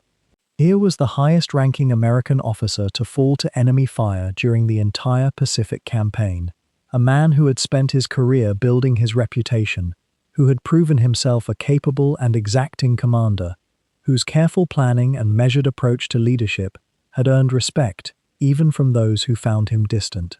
His funeral was accorded the full honors due to his rank and his sacrifice. The nation paused to acknowledge the loss, and then, gradually, the momentum of history carried forward, and other names began to take prominence, other stories began to displace his in the public memory.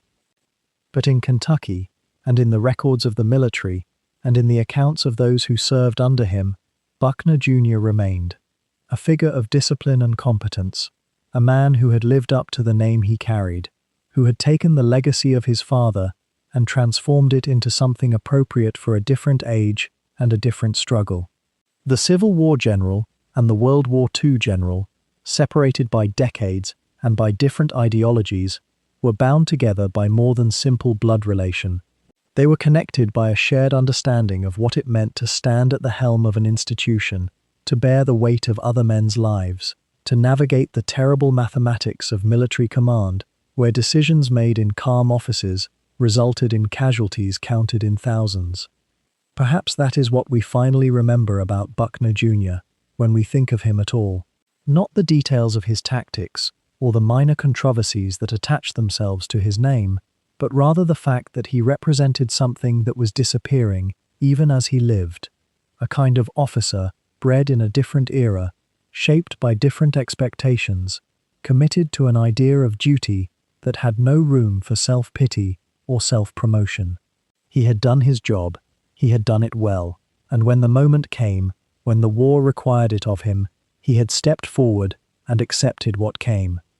The Aleutian Islands, where he had fought in that frozen, fog-bound theatre, so many miles from the attention of the newspapers and the newsreels, have returned largely to their solitude. The bases he built there, the fortifications he established against a threat that never fully materialized, are mostly gone now or repurposed, transformed by time and weather into something unrecognizable. The men who served with him there have mostly passed into their own rest now, and the stories they carried of his leadership in those desolate places have been scattered and lost, and preserved only in fragmentary form in the memories of a few remaining veterans. Okinawa too has moved forward. The island that was so bloodied by the campaign that cost Buckner his life has become something else, a place of peace, of tourism, of daily life, lived far from the memory of that terrible spring and summer of 1945. And yet if you walk there, if you know where to look, you can find the memorials and the monuments, the carefully preserved testimony to what happened in those weeks. And somewhere in that landscape is the place where Buckner fell, a location that no longer looks different from anywhere else around it, but which carries the weight of history nonetheless, because we choose to remember it. What does a life mean when it ends suddenly? When it is cut short